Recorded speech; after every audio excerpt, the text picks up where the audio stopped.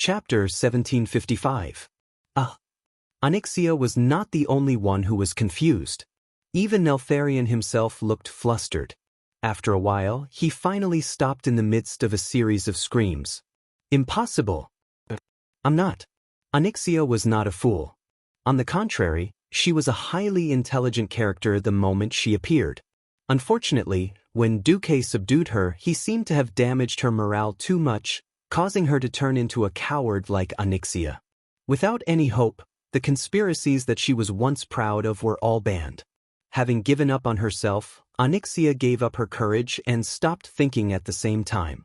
She regarded herself as a simple mount, which made her look like she was under the monkey-style reduction spell. At this moment, Onyxia knew at a glance that the giant dragon in front of her was not her father. At least, this body was not. She suddenly realized that if the one who had attacked was really Nesario, would Duque have allowed her to bicker with her father for so long? He would definitely have brought a large team to attack. Onyxia narrowed her eyes. Poor Nesario, you don't have the fear and dignity of the wings of death anymore. You're just a toy of Inzoth. You didn't even realize that your consciousness was attached to a stone dragon made of evil magic. My body was only damaged by that bastard Maligos. Nesario defended himself. How can you say such shameful words when your remains were insulted by your own brother? It seems that you're no different from me, right? The Black Dragon Princess, who had made up her mind, immediately spat out her venomous tongue happily. No. You're already dead. My late father. You can no longer feel the beauty of life. Although I look a little shameful, when Master Duque becomes a true god in the future, I can also become the most powerful oracle. When Onyxia said this, Duque, who was in Stormwind City, had already face-bombed. He could not bear to look anymore. Perhaps this was the price. Sometimes, it was difficult to have the best of both worlds. He had subdued the Black Dragon Princess, only to find that she had lost all her integrity. Sure enough, when it came to conquering, the most important thing was the process of conquering, not the result. Alright.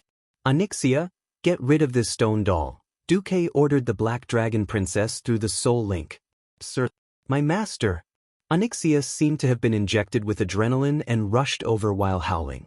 He opened his mouth and spat out fireballs. This wasn't a fireball from the era of the molten core. Although Duque had confirmed through the magic net that the dragon made of rock and fire elements was a fake as soon as he popped out of Nesario, Duque did not dare to take it lightly. If things went wrong, Onyxia's journey of gathering her courage would become a journey of sending food to her death. Hence, as a reward for her long loyalty, Duque gave her a small portion of the control over the fire element. This portion was not a portion in the ordinary sense, but a portion of divinity. The portion of the control over the fire elemental realm that Duque had obtained from Ragnaro's clone in the molten core was actually not much, but in order to give the loyal Black Dragon some confidence and hope, Duque reluctantly gave her a third of it. That was because, in Duque's eyes, there was already a bigger cake placed in front of him. The cataclysm had already begun, and the 4 major elemental realms were extremely close to Azeroth. At this time, Duque could already kill his way to the land of fire where the fire elemental realm was and fight it out with Ragnaros. As long as he completely defeated the Fire Demon King this time, the fire elemental realm would only have his, Duke Marcus, voice in the future. Another fireball was spat out.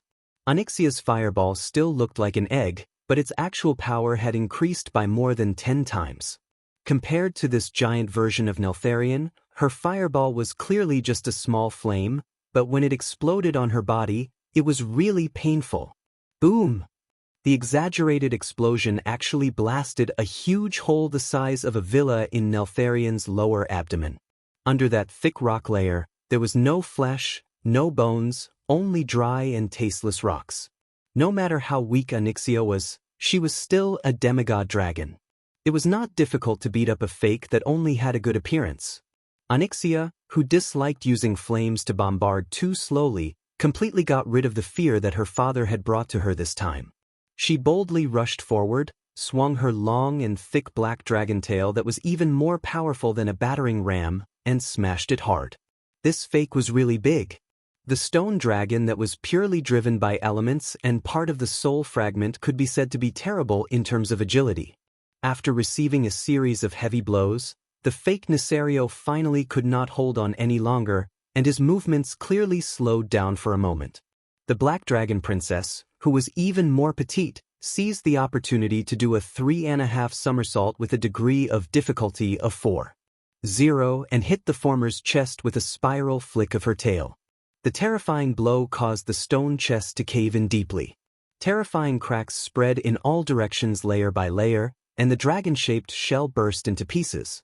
The remnant soul of Nesario, which was attached to the stone dragon body, let out a shrill soul wail. He tried hard to control the unfamiliar body in an attempt to launch a counterattack. Unfortunately, Xianxia, who was full of confidence, was even more at ease in the battle. In Duque's opinion, her attack was as ridiculous as using a plastic serrated knife to cut a 1,000-year-old tree. In fact, her destruction was quite efficient. The stone dragon body parts, large and small, were crushed under her attack. Like a bulldozer, she quickly shoveled away a huge sand sculpture called Nesario, piece by piece. Soon, when the chest of the fake was blown up, a scarlet crystal was revealed. Duque, who was observing from Stormwind City, could not help but exclaim, F***CK. I've never seen such a big heart of the mountains. This mysterious gem, which theoretically could only be born in huge mountains, had quite amazing earth elemental magic. Unexpectedly, N'Zoth was so awesome that he found such a big one and used it as the core of Nesario's substitute. Although Duque wanted to tell Xianxia not to touch this thing, it was too late. The Black Dragon, who was immersed in the fact that she had defeated her father, smashed the small house-sized heart of the mountains with her tail. Boom! With a loud sound, the huge stone dragon body collapsed and shattered, and every dragon-shaped part on its body began to fall apart on its own. It was as if there was a meteor shower in the sky, and huge rocks fell into the sea 10 kilometers away from Stormport. Chapter 1756. Dong, dong, dong. The sound of the boulder falling into the sea was like the drumbeat of victory. Xianxia's heart leaped with joy. I finally dared to make a move against father. Sure enough, even that fellow Nesario is afraid of Duque. The Black Dragon's words naturally had two meanings. First, she had finally surpassed herself and dared to use her dragon claws on someone she once thought to be absolutely terrifying and someone she would never dare to disobey. Second, even someone as terrifying as the Wings of Death still had to walk around Duque when they saw him. This was a simple and straightforward reason. If Nesario was really that powerful, why didn't he just kill his way to Duque's doorstep and start a war with him? From the beginning to the end, Duque had released his elemental fluctuations and clearly told all his enemies, I, Duke Marcus, am waiting for you in Stormwind City. Perhaps it could be said that Duque was arrogant, but it could also be said that Duque was sinister. After all, whoever dared to come to Stormwind City would be swarmed by the demigod powerhouses who had been waiting for a long time through the portal and devoured the intruder. However, Nesario was terrified. This was real. He didn't even dare to personally issue a challenge, so he sent an unpresentable stone substitute. If this wasn't cowardice, what was? Wah! Nesario is terrified. Wings of cowardice. You don't even have the courage to face my master, so don't pretend to be the best in the world. Let me tell you, if my master can destroy you once, he can destroy you a second time. Xianxia laughed wildly as she looked at the sea where Nesario's substitute had fallen. Although the object of her ridicule was her father, the messy affairs of the Black Dragon clan and the terrible family relationship that was prone to killing each other were just like that. Duke Marcus, just you wait. Once I destroy Azeroth, I'll see what use a demigod like you will have. Nesario's roar came from the void. At this moment, Duque's virtual image also appeared and landed on the special seat above Xianxia's neck. Even though she knew that Duque's main body wasn't here, the Black Dragon Princess still cooperated and allowed Duque to ride her. She flapped her long dragon wings and hovered in the air. Oh! Since you're dead, Nesario, you should wait quietly for your soul to dissipate. Why did you come here to court death? But if you have any tricks up your sleeves, just come at me. I'll take them on. Duque raised his head at a standard 45-degree angle, exposing his nostrils in the direction of Nicerios's spiritual sense. That's right. He just scoffed at it. Nicerio didn't even have the guts to show his face. Similarly, Duque didn't have to come in person. He just had to give a magical 3D image. Let's see if you can still be so confident after the world you're so proud of is completely destroyed. After a sneer, Nicerio's divine sense disappeared into the void. Phew. Duque's projection exhaled, then looked down at Xianxia.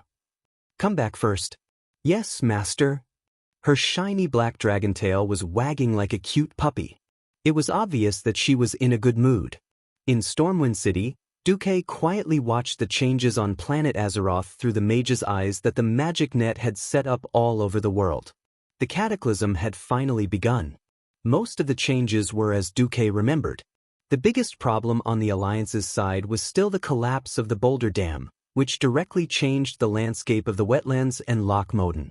Loch Moden was the source of food for the Bronzebeard dwarves. They couldn't expect the icy Dan Molar to produce enough food for hundreds of thousands of Bronzebeard dwarves. It was foreseeable that the dwarves would cooperate more closely with the Alliance. The Iron Furnace Fort could only buy food with the money from selling machinery and firearms if it became a purely industrial country. He didn't know whether to laugh or cry. Unfortunately, before the cataclysm happened, Duque couldn't say, I have a premonition that the Boulder Dam will collapse, so you guys do new work in the wetlands in advance. After all, what if the fortifications in the wetlands collapsed as well? In one of the visual images, a huge pit appeared in the middle of Stranglethorn Vale, which turned into a large whirlpool. The technical term for it was a pit fissure. However, when Duque asked Kurtiras to develop the new capital in Booty Bay, he had already taken the cataclysm into account. Not only did he avoid this pit located in the northeast of the Gurubashi Arena, but he also used 100,000 murlocs to build a giant breakwater in the shallow sea area west of Booty Bay. Once upon a time, the captains always complained that they needed to go around the huge breakwater to enter this port, which had been renamed from Booty Bay to Proudmoore City. Now, none of them said a word. In fact, Nicerio, who had been instigated by Enzoth, could not have done such terrifying damage alone. However, he had brought the 4 major elemental realms closer to Azeroth, which was the fatal part. Even if the will of the planet Azeroth recovered, it would not be able to stop the turbulence caused by the elemental disorder. Moreover, in order to kill Thun back then, the planet had already suffered serious injuries. To recover from injuries of this level, the time needed by the will of the planet was often measured in units of hundreds of years. Even though it had suffered injuries of this level, the will of the planet only sent a vague question. If translated into human language, it would only be one sentence. What happened? Enzoth activated the Wings of Death, Nicerio, and brought the 4 major elemental realms closer to the main plane. However, I think we can solve it ourselves. This was how Duque replied to the will of the planet. I'll leave it to you. That was what Azeroth said.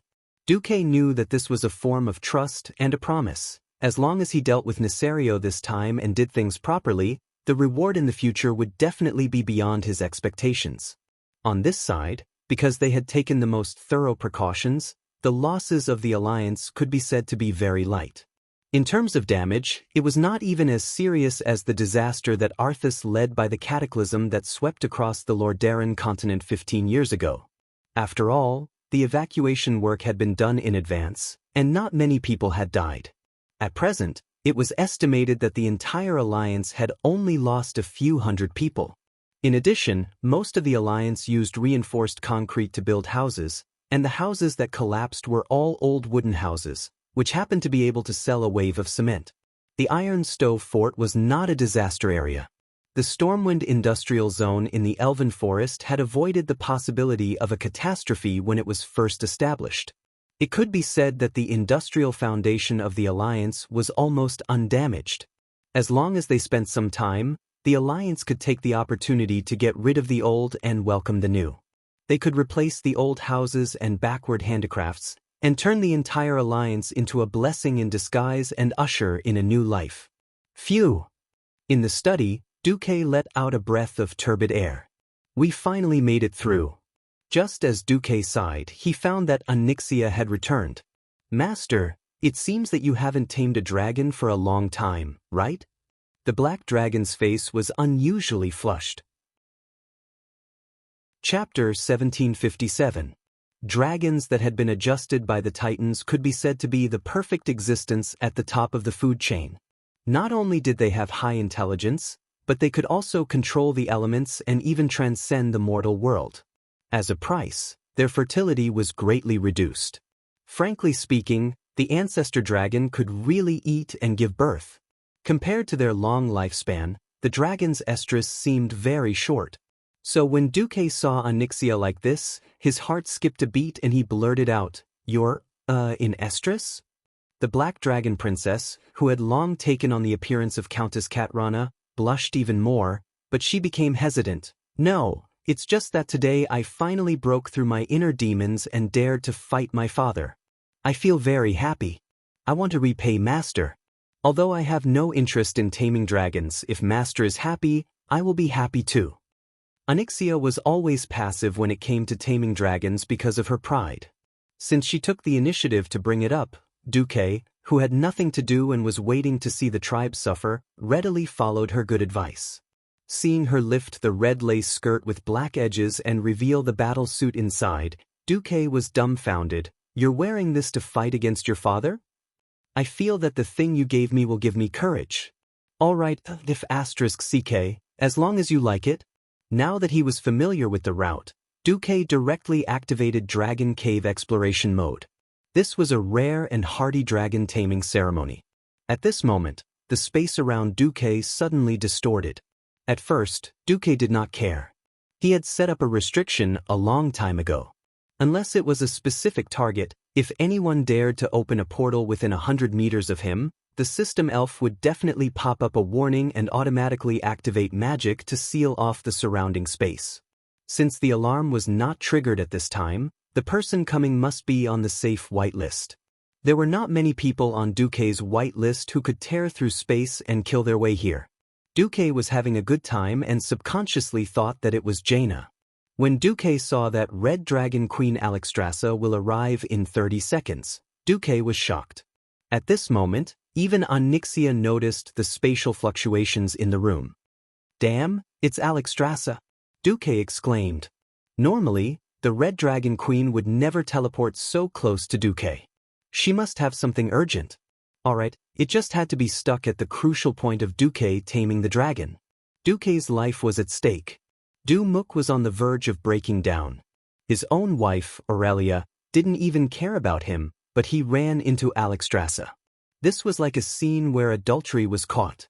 No matter how fast he moved, there were still many traces that he couldn't clean up in time.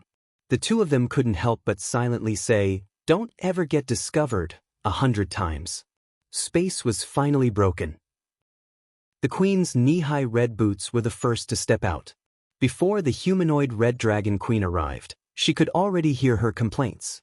"Duque, what the hell are you doing? First, you tacitly allowed me to come in, then suddenly locked it? I've been very busy all these years. I wouldn't have come to you unless there was something important." "Ooh, what's that smell?" The Red Dragon Queen tilted her head. The two curved dragon horns on her head tilted to one side, looking a little silly. "No, nothing." Duque had already opened the window for ventilation. The Red Dragon Queen sniffed hard. She wasn't a shut-in dragon who had never been to human society. After just 3 seconds, she knew the truth of the matter. "Oh, I can't believe you," Duque actually used the current Earth Guardian dragon as a mating partner. Duque spat out a mouthful of blood. Xianxia was so embarrassed that she lowered her head, almost burying her face in between her two dragon peaks. The Red Dragon Queen 38 took small steps and circled around Duque and Xianxia, making comments like, "GG," from time to time. "This lady who is suspected to be the Red Dragon Queen Alexstrasza, please conduct yourself with dignity." Duque's face was dark, his forehead full of black lines. "I've always found it strange. How could the sinister and cunning Xianxia be completely tamed by you? So there's this kind of operation?" So she got addicted to the game and really thought of herself as a woman. In the end, she developed a relationship with you that transcends species? The female detective Formosa propped her chin up and made an irresponsible deduction. You're filthy. Do you believe that I won't bring demigods of the weave to attack the dragon slumber shrine? Duque threatened. No. The thick-skinned Queen 38 was resolute. What the hell, can we even talk properly? Duque was also furious. He might as well go all the way. He sat down and pulled the dragoness into his arms. His hands moved all over her, making a dragon roar. Don't you want to see? I'll let you see enough. Duque was so shameless that Alexstrasza cowered. All right. The dragon slumber shrine doesn't care about the private lives of giant dragons. There's a guy from the blue dragon side who fell in love with a well, and there's also a guy who's infatuated with a soul doctor. It's not unusual for a female dragon to fall in love with a demigod. As she said this, Xianxia, who was in Duque's arms, visibly relaxed. Let's get down to business. Duque quickly changed the topic. At this moment, the slightly off-track dragon queen suddenly realized something and exclaimed, I almost forgot about business. I just felt the soul fluctuations of the ancestor dragon's father, Galakran, in the soul of Nisario's substitute. Galakran? This name was very unfamiliar to Duque. However, every player who had been in the Dragonbone Waste would be puzzled by the exaggerated dragon bones in the Dragonbone Waste. When Alexstrasza finished explaining the story to Duque, Duque muttered to himself. Needless to say, Zatha's train of thought was really ingenious. He could even come up with such an awesome idea. Speaking of which, Galakran had been dead for 25,000 years, but he could still extract vitality factors. This made Duque speechless. Now, Duque was really a little worried. If the reborn Nisario also had the ability to devour living dragons and strengthen himself, that would not be good. After all, he could choke that guy to death by throwing a big stone last time. This time, Nefario was already dead. Not to mention choking him, even if he used a stone to replace his heart, he would still be alive and kicking. Damn it, Duque. This was a little tricky. Duque, I don't know why, but I have an ominous feeling this time. Back then, the four of us could have worked together to deal with Nisario. Now that he has been resurrected by Enzoth, he must be even more terrifying. And he has Galakran's ability. If you don't help me, I really don't have any confidence. Alexstrasza showed a rare timid look. Chapter 1758. Xianxia had been too ashamed to face her senior, Alexstrasza. Now, it was the Red Dragon Queen who had lowered her head. Duque could understand what she was thinking. The 5 dragon aspects were like brothers and sisters. Not only were they brothers and sisters from the progenitor dragons, but they were also companions who had been blessed by the titans to become higher-level dragons. Killing Neltharion once was already an unbearable torment. Now, not only did he have to suffer a second time, he also had to face the nightmare of Galakran. If it was Duke Ku, he would probably go crazy from the endless entanglement of ill-fated karma. More importantly, Duque knew the fate of the original dragon aspects. At the time of the cataclysm, it was Nozdormu's turn to die. What was even more cruel was that not only did Duque know, but Nozdormu himself also knew. It was as if he had an incurable disease, yet he still had to remain silent and walk step by step to the end, waiting for his destruction. It was definitely not a good feeling. However, the Bronze Dragon King had not said a word from start to finish. After sighing, Duque smiled. Who do you think I am? If I don't help you, who will? Suddenly, even Alexstrasza's eyes became misty. When did it start? It seemed that Duque had saved her in order to fight against the tribe. She had always tried her best to help Duque. Alexstrasza might have been able to maintain a sense of superiority in the beginning. As Duque's strength rose like a rocket, Duque, who had seemed insignificant in the past, became the new guardian and savior of Azeroth. When the dragon aspects fell, it was Duque who came to the rescue. When Otter's guardian died, it was Duque who appeared and held the fort. Since the beginning of the Dark Portal, Duque had appeared almost every time there was a crisis to save the world. Whether she was willing to admit it or not, Duque and his forces had become an important part of Azeroth's survival. Even though she knew that Duque was doing this to help himself, Alexstrasza still felt a surge of warmth when she heard such a firm and unhesitant promise. "Thank you." "You're welcome." Duque nodded lightly. As if her brain had gone haywire, Alexstrasza suddenly asked, "You really don't need to thank me? Like having sex with you once, like Onyxia?" Dumuk spurted out. "Onyxia just wanted to find a hole to hide in." "Forget it." Duque felt a headache coming on. Things like taming dragon were only interesting when it came to specific targets. If it was a challenge of this nature, then forget it. To avoid any awkwardness in the future. After all, whether or not Alexstrasza understood human emotions was another question. The queen put her hands on her waist and looked left and right. Actually, I feel that my elf form is more in line with human aesthetics." "What, you don't like it?" "That's not the problem." Duque's balls continued to ache faintly. After talking for a long time, Duque finally understood that Alexstrasza was lacking a brain. If he really ked her, he reckoned that Duque would not feel any sense of accomplishment. "Speaking of which, when do you think we should make a move on Nesario?" Duque pondered for a moment. Now Enzoth and Nesario are thinking of a way to completely connect the world of Azeroth with the 4 elemental realms. This will certainly cause unrest in the main Azeroth plane, but it's also an opportunity to strengthen the planet. In my opinion, it's more appropriate to wait for the overlapping spatial structure to stabilize before launching a fierce attack. "I see. How long do we have to wait?" "According to the current progress of the spatial fusion, about 3 months should be enough. At the latest, no more than half a year." 3 months was a very delicate period of time. As a long-term plan, it was undoubtedly too short. However, it was more than enough to ferment certain events. History had unknowingly taken a turn.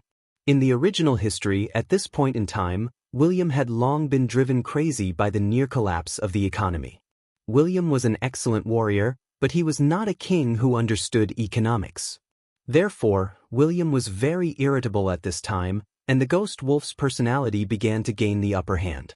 In this life, with Duque, although the economic lifeline of Stormwind was almost entirely in the hands of the Marcus family, as long as Duque and William did not oppose each other, Stormwind's economy could be said to be under a lot of pressure, but it was still quite healthy overall.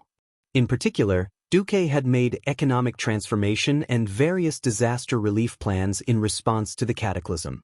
In addition, from the end of the crusade against the Lich King to the occurrence of the cataclysm, there were a few extra months of buffer time. This caused the entire economic system of the Alliance, including Stormwind, to undergo a slight sharp turn. However, there was still a long way to go before it overturned or even collapsed. Duque was too outstanding. He was so outstanding that even though William did not have a good relationship with Duque, he still unconditionally handed over the country's economy to Duque. This allowed William to focus on training the army of Stormwind. The only thing that William was unhappy about was that his son, Anduin Wrynn, was too soft. He was like a wimp and not manly at all. He did not know that his son would become the famous Dirty Shepherd in the future. He would always believe in Brother Spring and resurrect hundreds of Alliance soldiers on the spot. At this moment, this irritable father was extremely troubled. Unfortunately, because Duque had intervened in the Van Cleve incident and settled things with Onyxia, William's queen, Tiffany Alien, was still alive in this life. To some extent, she had become little Anduin's protective umbrella. William, who was helpless against his queen, kicked little Anduin to the Bronzebeard brothers, hoping that Magni could teach him to become a great warrior. Duque had vaguely mentioned that he sensed little Anduin had other talents. But William was very stubborn at certain times. "My father is a warrior. I am a warrior. Uncle Anduin Lothar is a warrior. Little Anduin must be a warrior too." Since William said so, what else could Duque do? Abduct little Anduin, turn around, and groom him into a dirty shepherd before returning him to William? William would probably fight him to the death. Hence, little Anduin had already been thrown to Magni's side before the cataclysm. Magni was especially surprised by Anduin's arrival. He had not enjoyed the joy of family life for too long. Both of his younger brothers were busy. One was guarding the northern borderline and dealing with the aftermath, and the other was obsessed with archaeology after dealing with the Lich King. His beloved only daughter had long fallen out with him. Magni treated Anduin like his own son. The Dwarf King often called the little prince to his room to eat and chat, and enjoyed the time as a father and son. He especially requested Anduin not to call him His Majesty, but Uncle. Chapter 1759. Duque knew it through cheating as a transmigrator, but Magni knew what little Anduin was more suitable to do through pure communication. He didn't agree with William's plan to train Anduin into a warrior because Anduin didn't want to be one at all. In fact, he was more suited to be a priest than a warrior. For this reason, Magni even gave Anduin the Bronzebeard family's holy hammer, Crusher of Fear, which had been passed down for generations in the Bronzebeard family. This hammer of magic damage would shine in the right hands, and Anduin was such a person.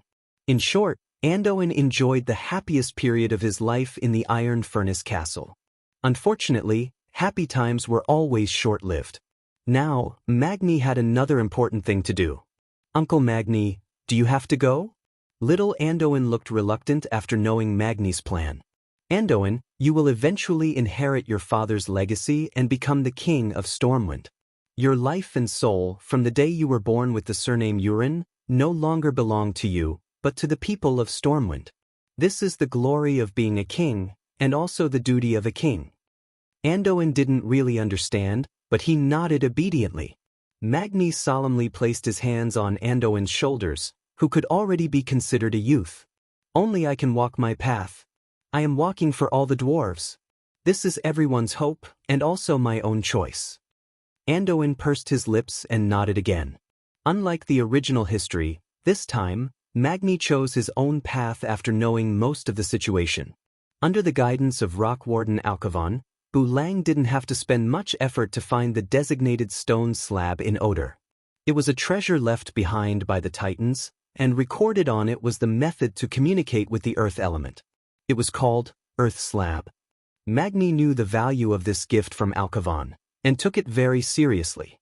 After some research, he looked for Duque, and expressed his wish to follow Alcavan's guidance to conduct an ancient ritual according to the records on the stone slab, and attempt to communicate with the earth in order to break through to the realm of demigods.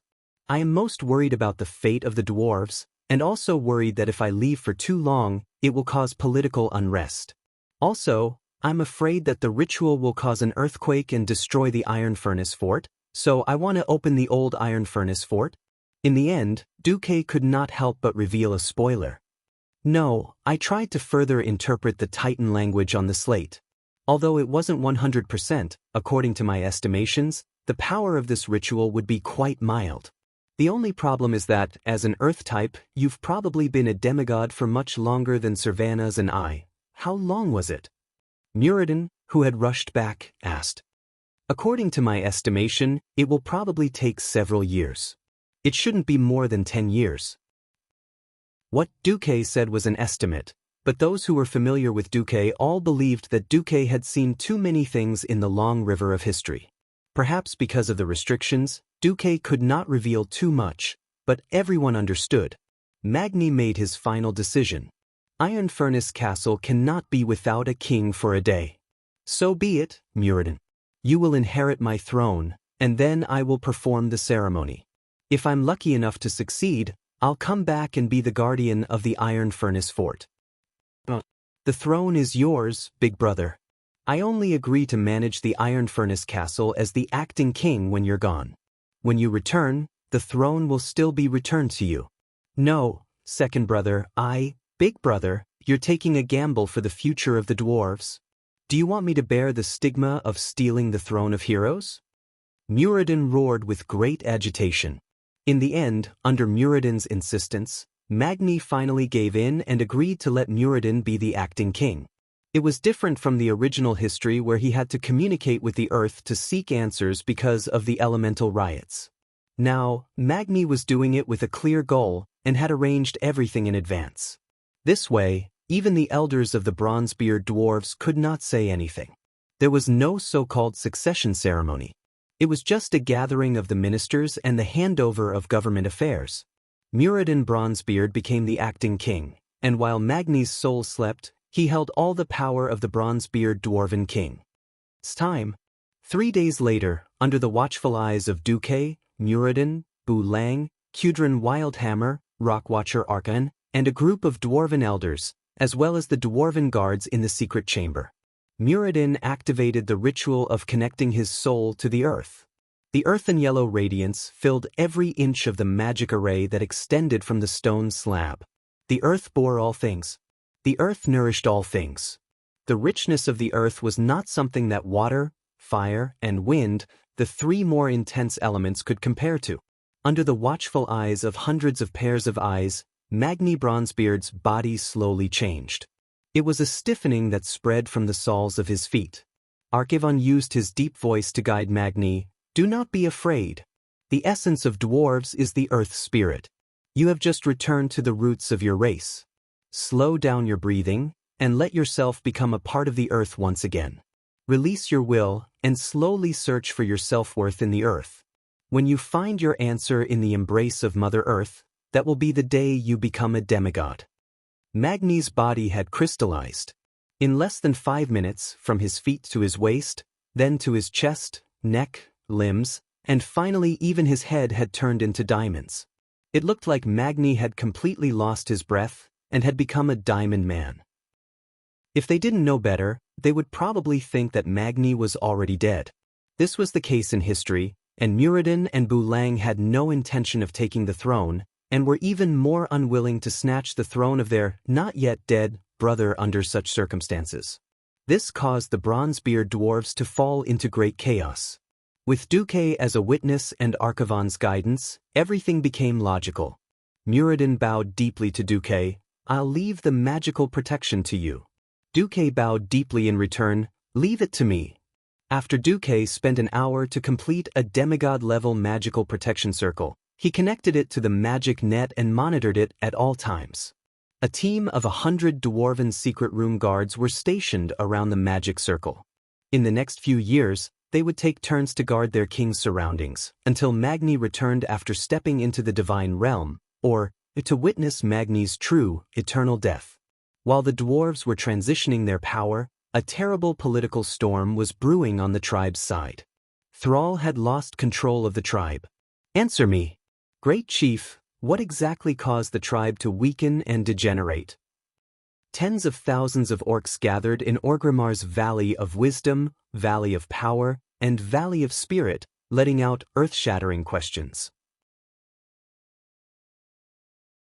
Chapter 1760. Agrima, who was surrounded by mountains, paced back and forth in the sky above the ruined main city. Through the wooden walls of the Great Chieftain's Hall, it went straight into the ears of everyone inside. Great Chieftain, I'll go and disperse those ignorant brats. Varrock was indignant. Not only him, but the other guards of the Great Chieftain were the same. Thrall waved his hand and smiled bitterly. What if they don't want to leave? Then beat them up.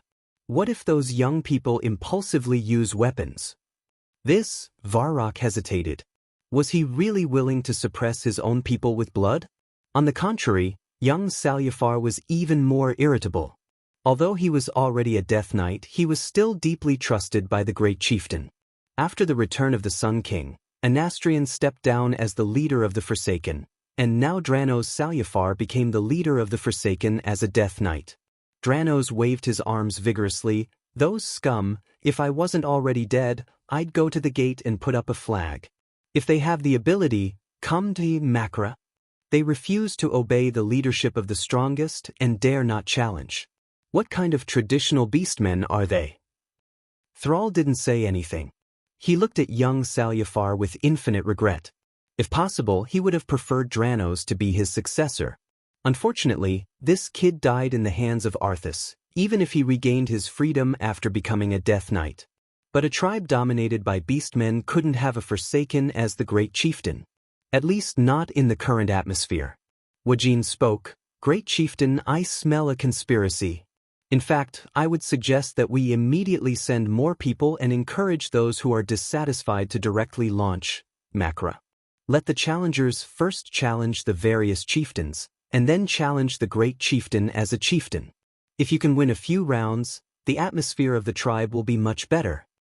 The bitter smile on Thrall's face became even more bitter. What's the point of just stabilizing my rule? If the tragic state of the tribe can't be improved, then it's meaningless for anyone to be the great chieftain. Standing in the great hall of the chieftain and looking out through the window, most of Orgrimmar was moaning in the ashes. Even though Thrall had used his power to suppress all the violent fire elementals, more and more scattered fire elementals still managed to invade Orgrimmar during the elemental disaster, bringing even more destruction to Orgrimmar. By the time Varrock and the other Horde bandits had killed all the Twilight believers, half of Orgrimmar had been destroyed. What made the tribe leaders even more depressed was that the entire territory of the tribe had been hit by the elemental disaster, and even more serious, the cataclysm. The Nushui River, which separated Duroder and the Barren Land, swelled due to tectonic movements and flooded a large area in the central and western part of Duroder. It became the Nushui River Basin, which was divided by crisscrossed pools. A terrifying trail of lava cut through the barren lands from the northwest to the southeast. Now, that place was called Great Rift Valley. The southwest of the Stoneclaw Mountain area was originally under the control of the tribe. A sudden volcanic eruption completely destroyed an important town there, and more than 5,000 people lost their lives. Now, it had been renamed Coal Valley. The Thousand Needles and the Flashing Plains were flooded. At least, most of the areas in the Thousand Needles were controlled by the tribe. Those were the simple losses from the disaster. What happened next was the real headache. The Desolate Land, which was conquered by the traditional orcs who migrated from Galan and Nagrand. The originally barren wilderness was gradually brought under the jurisdiction of the tribe. Even if Gruul didn't listen to orders, it was still under the control of the tribe. The cataclysm changed the landscape there, and a new green basin was born in the center of the Desolate Land. The unexplainable crustal changes and the transfer of life energy made the barren land there suddenly green. The trees inside grew wildly. This attracted the attention of the Cenarian Circle. The Night Elf Druids of Fandral Staghelm and the Tauren of Thunderbluff both chose to settle there, which undoubtedly increased the territorial conflict. In turn, because Thrall sought to solve the problem through dialogue, this angered Gruul. The demigod behemoth was extremely irritable. He felt that his dignity had been insulted. On the other hand, Thrall's protest against the alliance was met with difficulties. Duque had indeed sent a stern inquiry to Darnassus, asking why Fandral led the army into the territory of the tribe without the approval of the alliance. Fandral was a member of the Cenarian Circle and prided himself on his status. He believed that all forests and green lands should be under the jurisdiction of the Cenarian Circle, especially the new green lands. Thus, he flatly refused the alliance's mediation. But could things like identity and race be so easily separated? They were druids, yes, but the problem was that they were night elves first and then druids. Tyrande almost went crazy with anger. If you're not a night elf, you don't have to look to the alliance for support. Tyrande was also angry. This undoubtedly deepened the existing conflict between the alliance and the tribe. After all, in Northren's northern expedition, the tribe had lost more than 250,000 troops. However, because the tribe had retreated before they attacked the Ice Crown Fortress, they didn't get any benefits from the Ice Crown Fortress. The radical beastmen, led by Gurus, felt that the tribe had paid a huge sacrifice for nothing. This was unreasonable and strongly demanded that the Northwind Tundra of Northrend be part of the tribe's territory. Duque didn't express his opinion on this. This time, it was Kalegos' turn. As the new Dragon King of the Blue Dragons, Kalegos might be a scumbag, but he wasn't careless when it came to the interests of the tribe. He directly announced that the Northwind Tundra had been the hunting ground of the Blue Dragons since ancient times, and that the Warsong Beastman deserved to be slaughtered by Maligo's subordinates. If the tribe intended to occupy the Northwind Tundra, it would be seen as a declaration of war against the Blue Dragons. The five-colored dragons were of the same breath. Now that the Blue Dragons had set things right, Alexstrasza directly came out to support Kalegos. She also announced to the tribe that if the tribe wanted to occupy the Northwind Tundra, the Dragon Slumber Temple would not sit idly by. This time, Gurus was completely deflated. He shamelessly asked Thrall to ask Duque for the Grizzly Hills. In the end, before they could even negotiate with the Alliance, Thrall rejected him. The attack on the Grizzly Hills was basically handled by the main force of Stormwind, led by Varian. Even if it was incorporated as territory, Stormwind would have priority. Chapter 1761. The Horde didn't have the strength to threaten the Alliance, let alone their position. As a great leader, Sal's charisma was unquestionable. He abided by his principles and couldn't bring himself to ask Duque for territory, especially on the Eastern Front where the Horde didn't participate. Being principled was Sal's strength, but it was also Sal's weakness. If he was more ambitious, the Horde might be more aggressive and have a wider territory than it was now. Conversely, Duque wouldn't have allowed the Horde to exist until now. After receiving news of the Horde's internal strife, Jaina immediately went to find Duque through the portal. How will the Alliance deal with it? Theramore is already under martial law. In this life, Jaina didn't have any sympathy for the orcs because Duque deliberately tricked her when she was young. It was even more impossible for her to have an unclear relationship with Sal like in history. If Theramore had been established for her own cause, after she became Queen of Bakur Tiras and moved the focus of Bakur Tiras to Hidden Treasure Bay under Duque's suggestion, Theramore's position changed.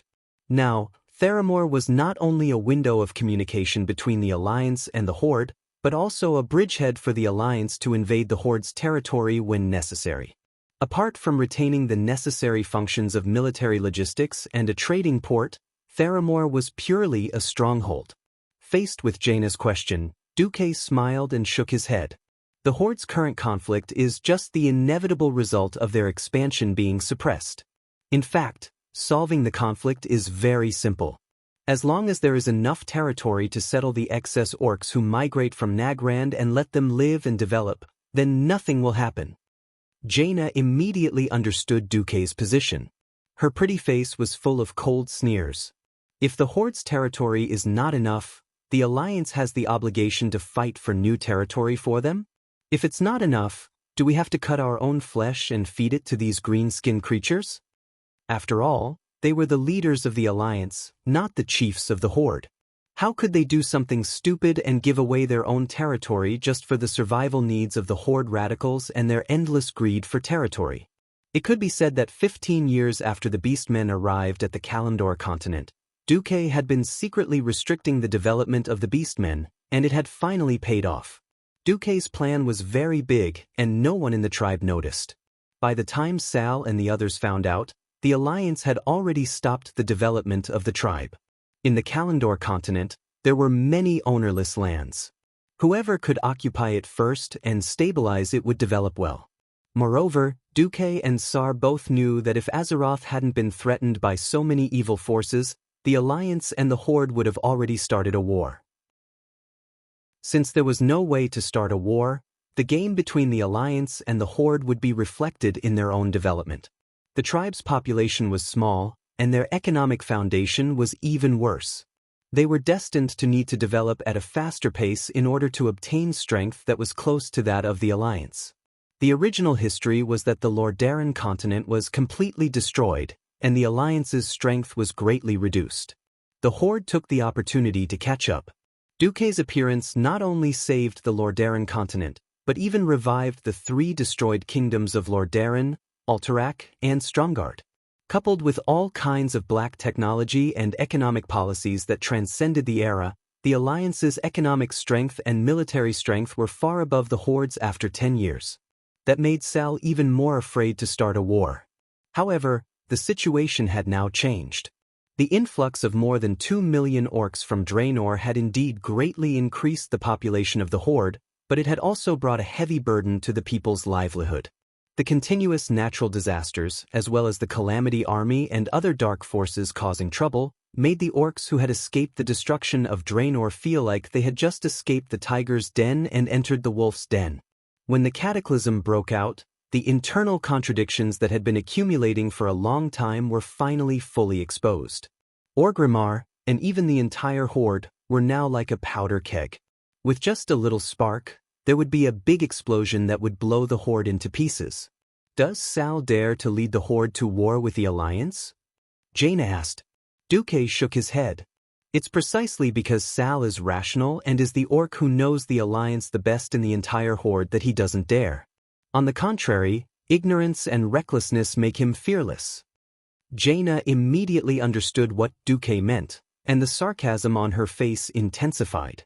Those orcs whose brains are still stuck in the prehistoric era really think that the Alliance is the sparsely populated Drenii? Traditional orcs were extremely barbaric. If they were unhappy, they would fight.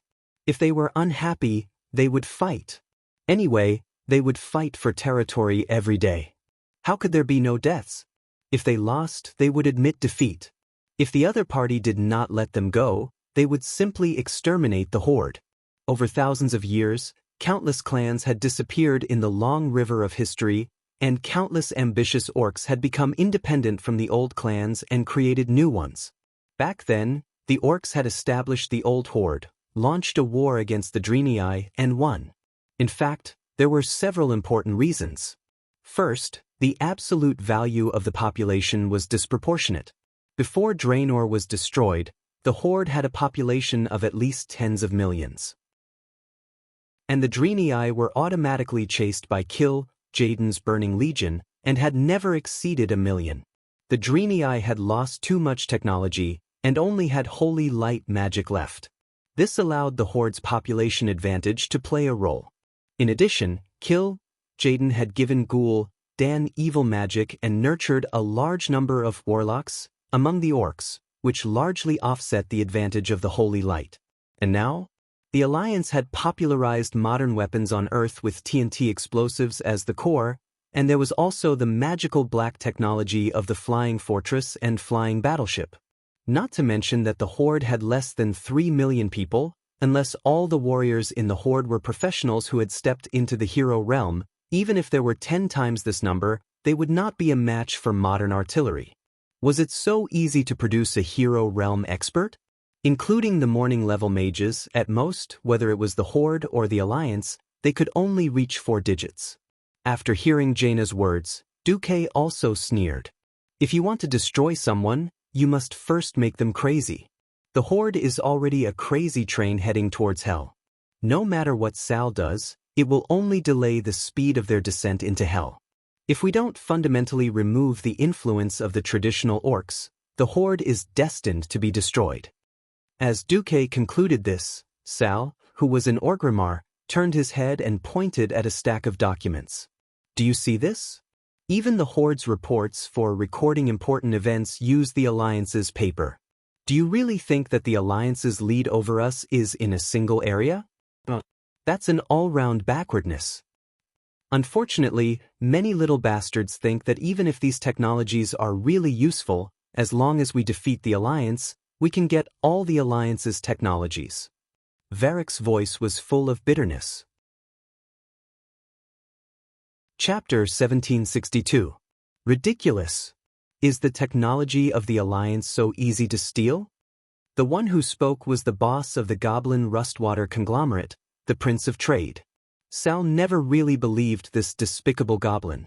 Garavex became the king of trade by exploding, selling out his goods, or betraying everyone he knew. When Calero volcano erupted, only Garavex had a refugee ship. He charged every refugee their life savings as a fee. Then he packed up every goblin in the upper class like sausages, ready to sell them as slaves. The monster-like Garavex betrayed all his people for more almond coins. During the Second Dark Portal War, he became the chairman of the Copper Street Joint Venture, a consultant of the Tinkerers Alliance, an important goblin in the Trade Alliance, and the second richest person in the Rustwater conglomerate. He called himself. After a few months of plotting, he killed the former king of trade Marty at a banquet.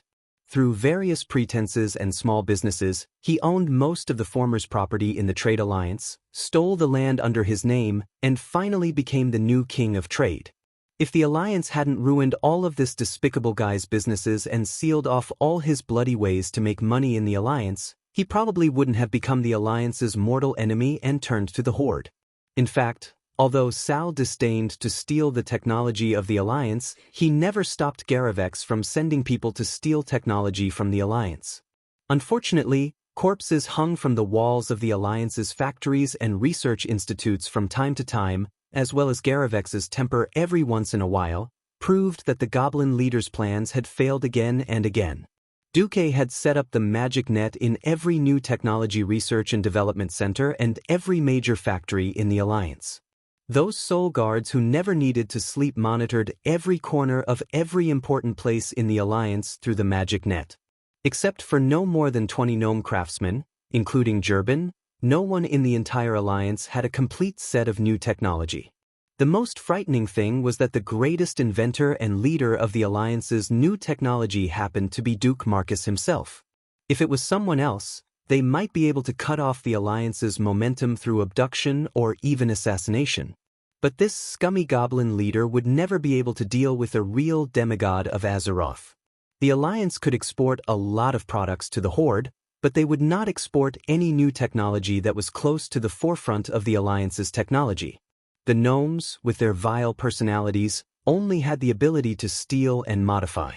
When it came to research and development, the gnomes were far superior to the gnomes. For example, the flying battleships.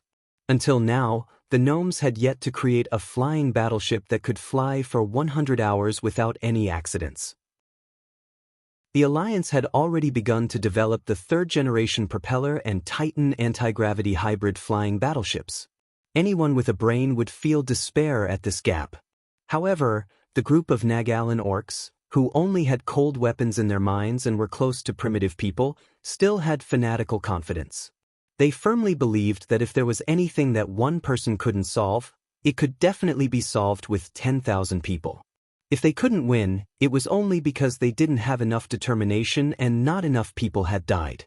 Of course, in theory, once they started a war with the Alliance, as long as they used up the Alliance's ammunition with human lives, they could drag the Alliance into hand-to-hand combat, which the Beastmen were best at. But was this possible? Coincidentally, at this critical juncture, the traditional orcs, who were the mainstream of the tribe, issued the strongest voice of resistance so far. If they didn't do anything, this sound would soon become the only melody in the tribe. Sal felt a sense of sorrow that suffocated him. At this moment, a messenger came, followed by a group of soldiers, each soldier holding a thick stack of report envelopes in his hand. Each envelope was marked with a blood-colored feather that represented urgency. Sal's heart sank. The changes in geological conditions that had occurred in various places due to the catastrophe were the results of the Wyvern Scouts' inspections. And these reports were the tribe's losses. Even if he didn't want to think about it, he knew that this was only the first wave. Put it down, Sal ordered a little dispiritedly.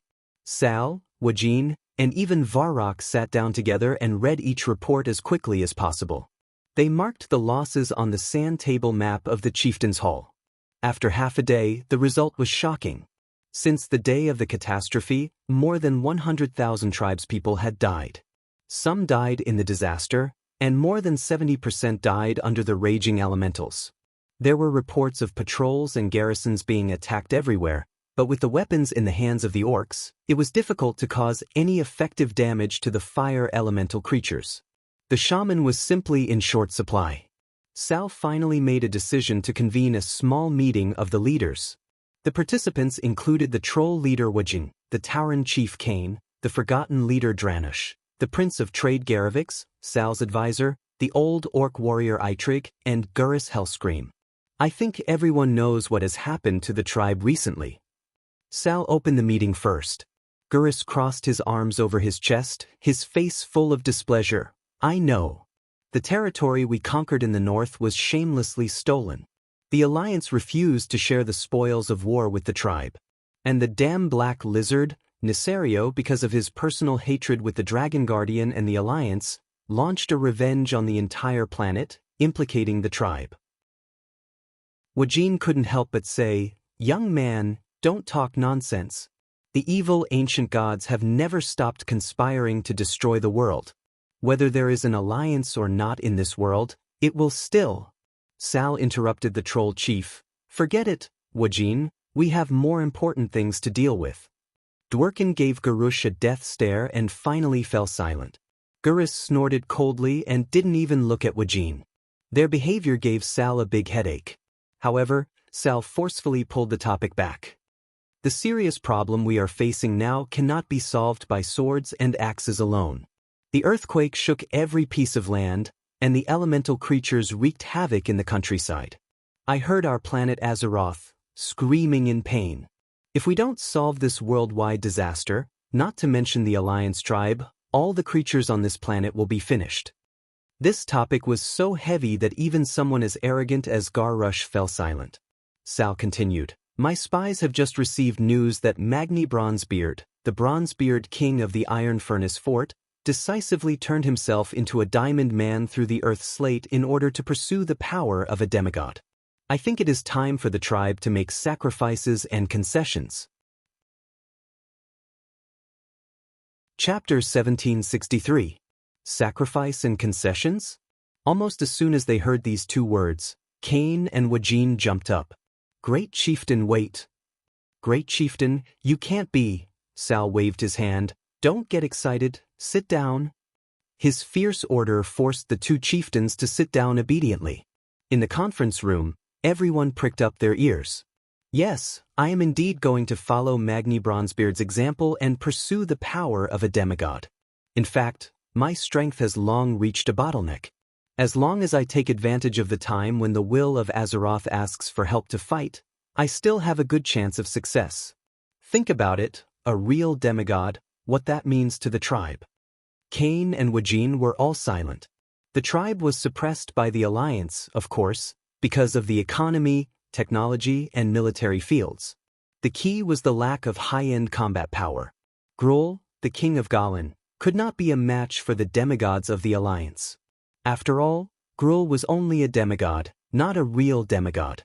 If the Alliance and the tribe fought, Gruul would never be able to hold on, and he would run away or change sides in minutes. If the tribe could have a real demigod, at least in terms of high-end combat power, it would be possible to compete with the Alliance. Even if they could not be on an equal footing with the Alliance, they would at least have the power to resist. Everyone knew that Sal was very strong. Perhaps he was not the strongest warrior, nor was he the strongest mage, but in terms of overall combat power, he was one of the best in the tribe. He had not been able to be promoted to a demigod, and he was also dragged down by the tribe's chores. Sal had no distractions and focused on becoming a demigod. With the will of Azeroth asking for help everywhere, there was a good chance for Sal to pass. Timing was something that could not be missed in minutes. Sal was a dual shaman of enhancement and elemental attributes. If he became a demigod, it would also be very helpful in suppressing the elemental disaster of Azeroth. In addition, the wise Wajin also thought that if for this reason, Sal stepped down from the position of the chieftain of the tribe, it would also be politically a step back. Not only could it avoid the difficulties and accusations of the traditional orcs against Sal, but it could also let the mainstream traditional young orcs try. If it didn't work out, Sal, who had become a demigod, could still come back to preside over the situation. Just like Duke Marcus, the leader of the Alliance, Duque had disappeared more than once, but as long as there was an effective ruling team, the Alliance would not fall into chaos. When he returned as a demigod and regained control of the Alliance with the aura of a king, the Alliance soared again and again. So Sal becoming a demigod was definitely beneficial to the tribe. Now came the problem. If Sal wanted to advance, it would definitely take a long time. Leaving a power vacuum was the stupidest thing to do. Then, who would be suitable to be the next great chieftain?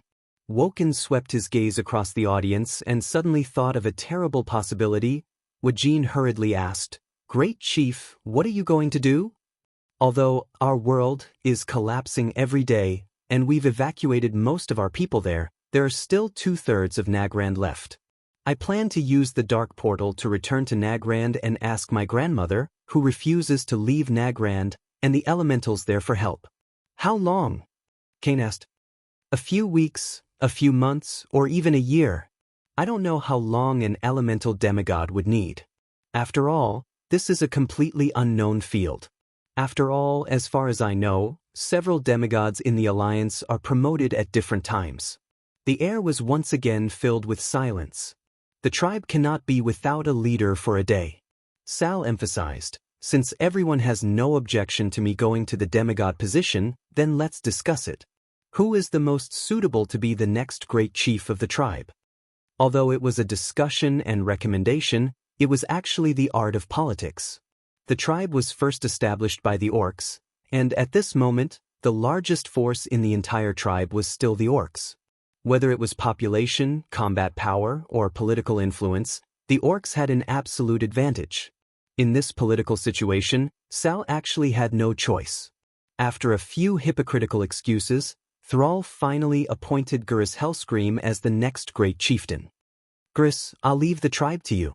Unfortunately, because your battle record is not too impressive, I hope that you can launch Makegra after I announce my abdication, so that all the chiefs who are interested in the position of the great chief can challenge you fairly. I am deeply honored. Great chieftain, I bet on the name of Gurus Hellscream that I will not lose to any orc in Makegra. The chiefs of the other races all noticed that Garush only mentioned the beastmen. Sal patted Gurus on the shoulder and sighed in his heart. He also knew that Garush was too impulsive and was not a suitable great chieftain. However, he represented the traditional faction, the largest force among the orcs. Secondly, among the younger generation, there was really no other candidate other than him. It was like picking the tallest person among the shortest. It was like trying everything in a desperate situation. Sal was still worried and instructed, I know you are not ready to be a great chief, but I think Wajin, Kane, and Eitrig will give you a lot of useful advice. Garush interrupted Thrall. I think I am ready. Moreover, no matter how many suggestions there are, isn't the final decision still made by the great chief himself? I think I have the vision to lead the tribe to prosperity. Sal choked on the spot, and even the corners of his eyes twitched. In the end, thousands of words turned into a long sigh, and he lamented in his heart, as long as Gurus doesn't destroy the tribe, this was helplessness, and it was almost the only choice in a desperate situation. Without saying anything more, Sal patted Garush's shoulder hard, which could be considered a form of encouragement. The news of Sal's resignation as great chief was also sent to Duque's desk at once. Everyone knew that the so-called Michaela was just a formality. Among the tribe's peers, no one would be able to defeat Gurus. Without waiting for Duque to be nervous, the other alliance leaders quickly made a proposal. An online throne meeting was immediately held. They were all old faces, and the only difference was that Muradin replaced his elder brother and appeared in the illusory projection. What do you think about Gurus Hellscream becoming the new great chief of the tribe? Dugist. What the hell? That guy has a screw loose. Muradin was the first to complain, I've had enough of this guy in the Northwind Tundra. How stupid is the tribe to elect such a great chief? The leaders of the alliance quickly reached a consensus after talking for a while. Well, since everyone is of the same opinion, from the day Sal entered the Dark Portal, the alliance will officially launch a cold war against the tribe.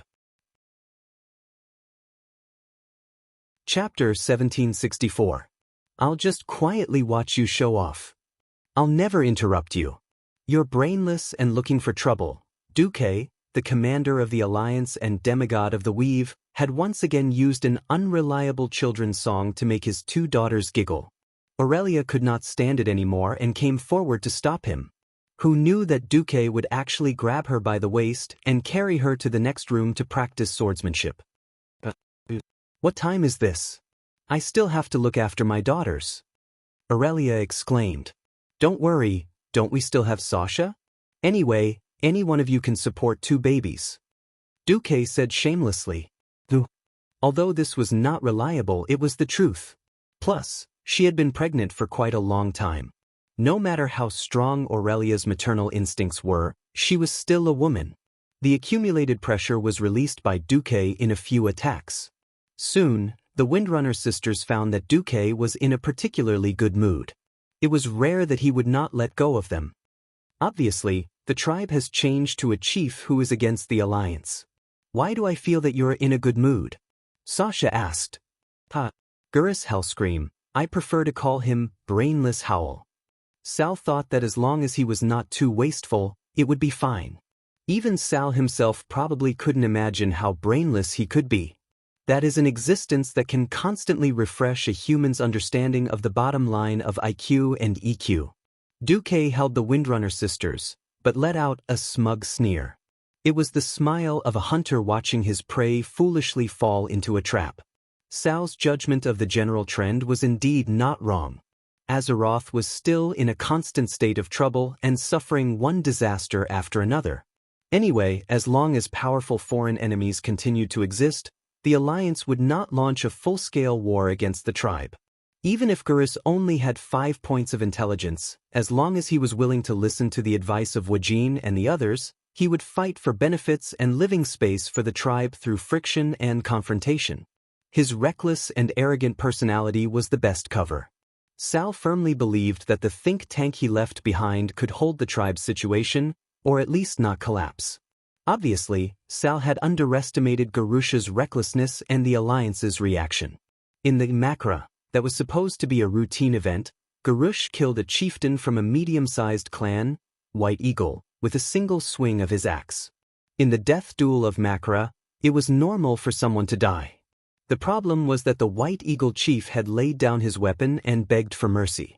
According to tradition, surrendering was a great humiliation, but the victor should not humiliate the loser and should spare the other's life.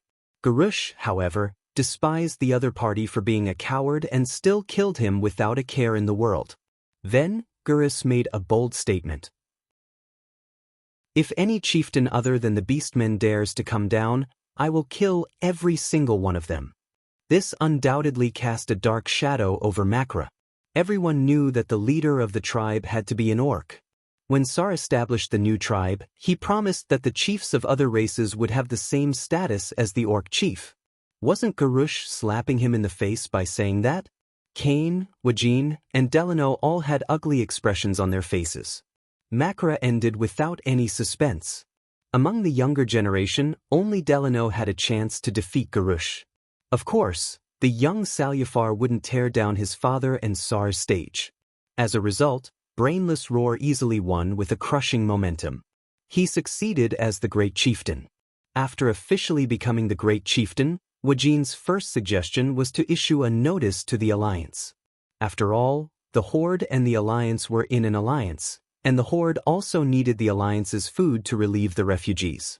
Sending a notice and hoping that the Alliance would send a king to participate in the Great Chieftain's succession ceremony was etiquette and a show of respect for the Alliance.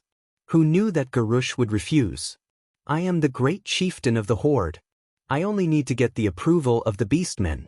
It has nothing to do with the other races, nor does it have anything to do with the despicable alliance that once enslaved our compatriots.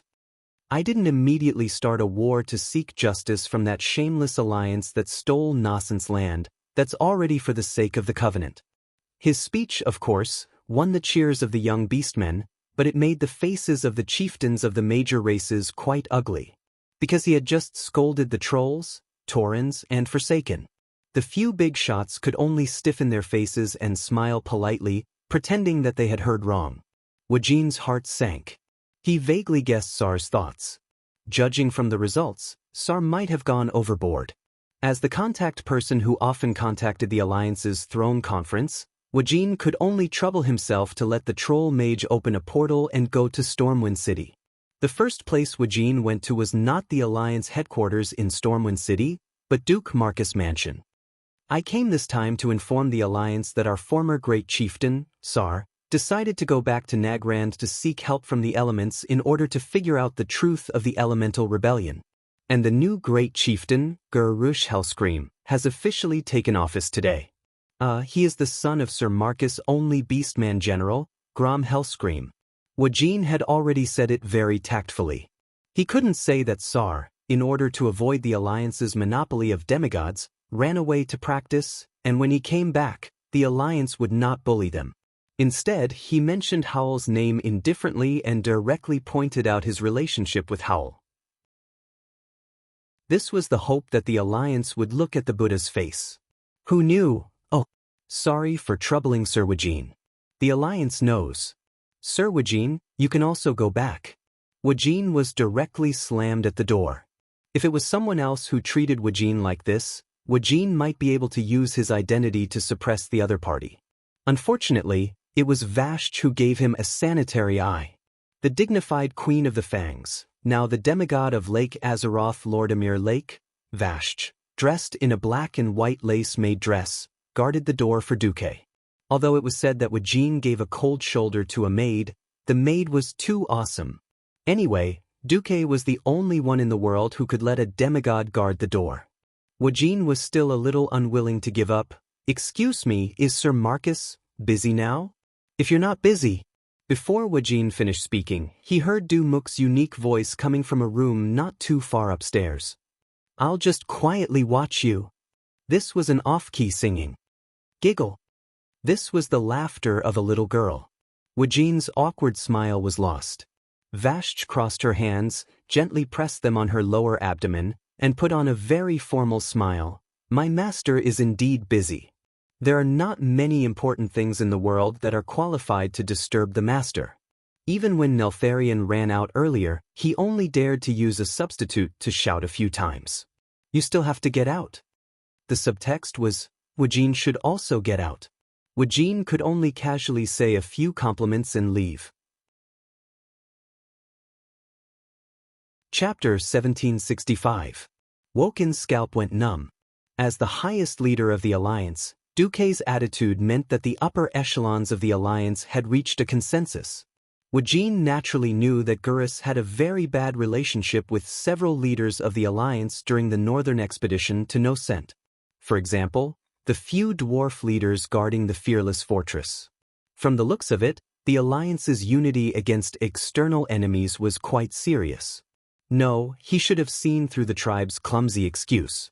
It was clearly the Alliance who had already informed them that it was the Death Dragon, Nisario, who had come out to cause trouble, yet Thrall still used the excuse of confirming the elemental insurrection to abdicate. But when Wajin came, he really couldn't do anything. Because from the beginning to the end, Gurus did not authorize Wajin to invite the leader of the Alliance to attend the succession ceremony of the tribal chief.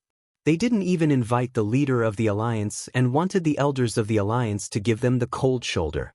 Don't even think about it. Walking out of Duke Marcus' mansion, Wokin knew that his efforts this time were mostly in vain. It was like sitting in a carriage and seeing that the carriage was about to crash. There was no way to save it. The only choice left was to jump out of the carriage and defend to reduce the damage. Sigh. After a long sigh, Wajin called out to his troll guards, "Let's go to the Storm Fortress to take a look." As expected, he was once again denied entry at Storm Fortress. "Our Majesty is busy with state affairs and has no time to see you." Bolvar for Dragon, as the regent of the kingdom in Varian's absence, held enough weight. Unfortunately, there was no sincerity either. Wajin used the teleportation portal of the Alliance and circled around several major cities of the Alliance. Of course, he didn't go to the elves. The High Elves were also known as the Blood Elves. They had fought against the great demons for thousands of years, and the hatred between them was so deep that it could not be dissolved. Even though the Dark Spear Trolls of Woking did not have a direct conflict with the High Elves, racial hatred was just so unreasonable. Who the hell called you a troll? Wajin would not go to Silvermoon City to look for trouble. The only leader he saw was Jaina, who happened to be in Theramore.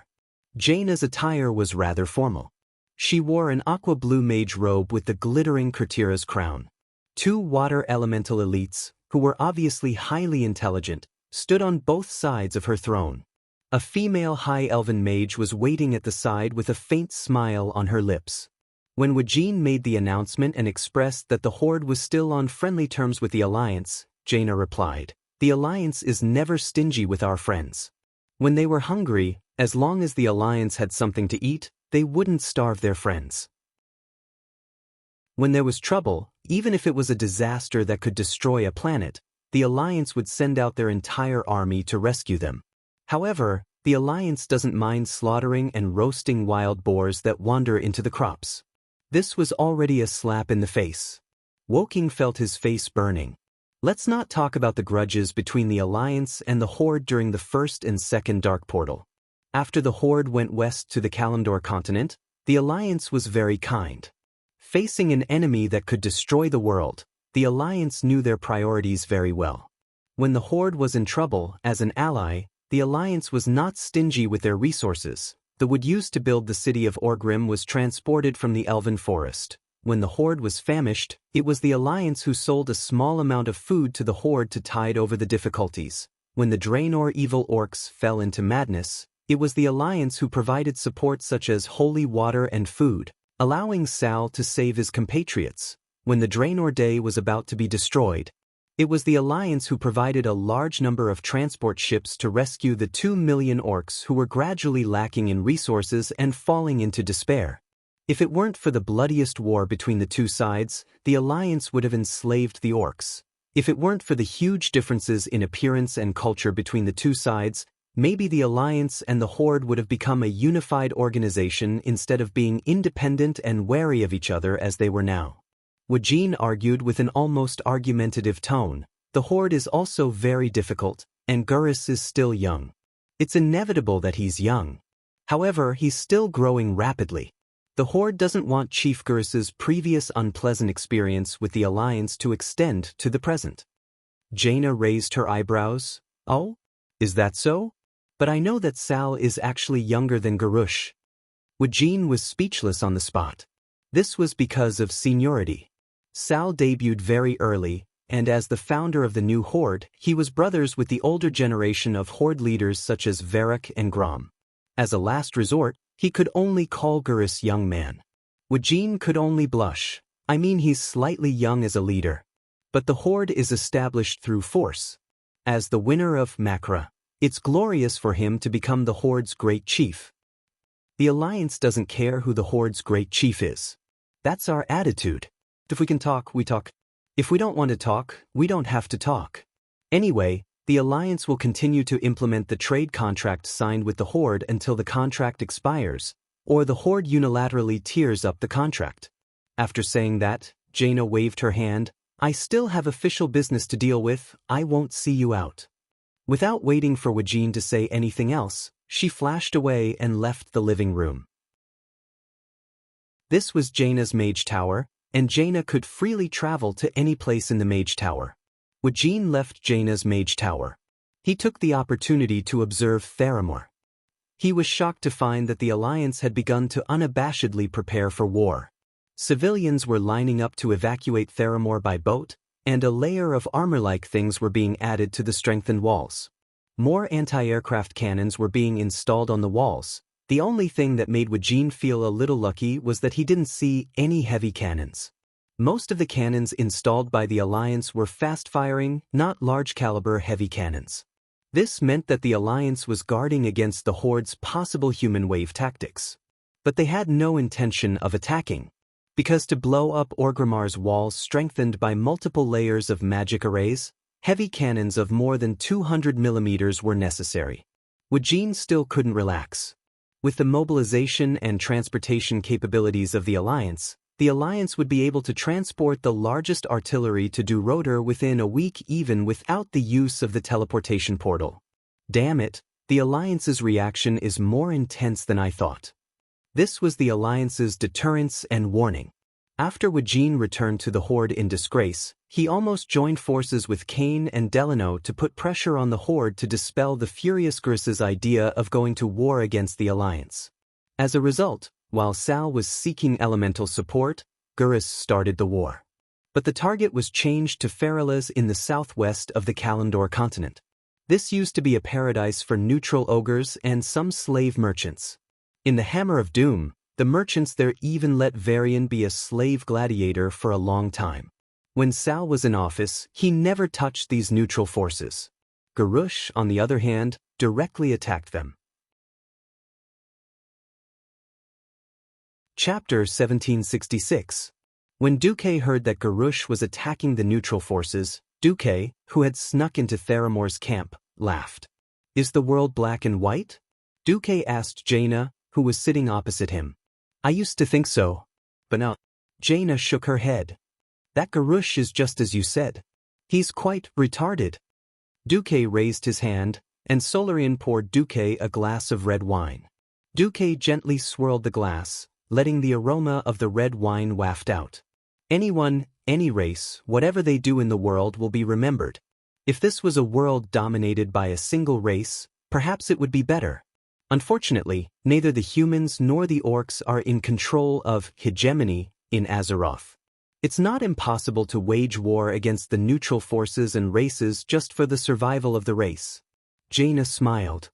However, it will be difficult to attract more races to join the Horde in the future. Just like how the Alliance was never an organization made up of only one race, the Horde was the same. Simply killing would not make more races support the Horde, and it would even alienate the other races in the Horde. The brainless roar seemed to be using the most desired war of the younger generation of orcs to obtain the land and resources they desired through conquest. However, these barbarians did not even care about the shamans, nor did they have the concept of sustainable use of resources. Now is not the time. Garush has not broken the hearts of the other chiefs. Let's focus on solving the internal problems first. Ask Kale, that's to go to grim battle. Ask Bu Lang to bring the Second Alliance air fleet to cooperate with the Red Dragon Army and the Wildhammer Dwarves. Grim Battle was an abandoned fortress in the east of the wetlands. Its history could be traced back to the Dwarven War of the Three Hammers. It was a fortress city built by the defeated Wildhammer Dwarves. Although the Wildhammer Dwarves won the subsequent raid by the Dark Iron Dwarves, Thorison's wife, Empress Morgard, died in the Battle of Grimbator. Before she died, she gave Grimbator an eternal curse. The Wildhammer Dwarves eventually fled their cursed home, never to return, and moved to Eagle's Nest Mountain. During World War II at the Dark Portal, this place was once used by the Dragonmaw clan orcs under the guidance of Deathwing as a base to imprison the Red Dragon Queen Alexstrasza and train the tribe's Red Dragon cavalry here. Duque had saved the Red Dragon Queen, who had almost been tortured like a dog, and forged a deep friendship with her. After World War II, the area was practically abandoned. The dwarves were unwilling to take this fortress that had no resources and no real significance. In the end, only the Red Dragon army left behind a few adult red dragons to guard the place.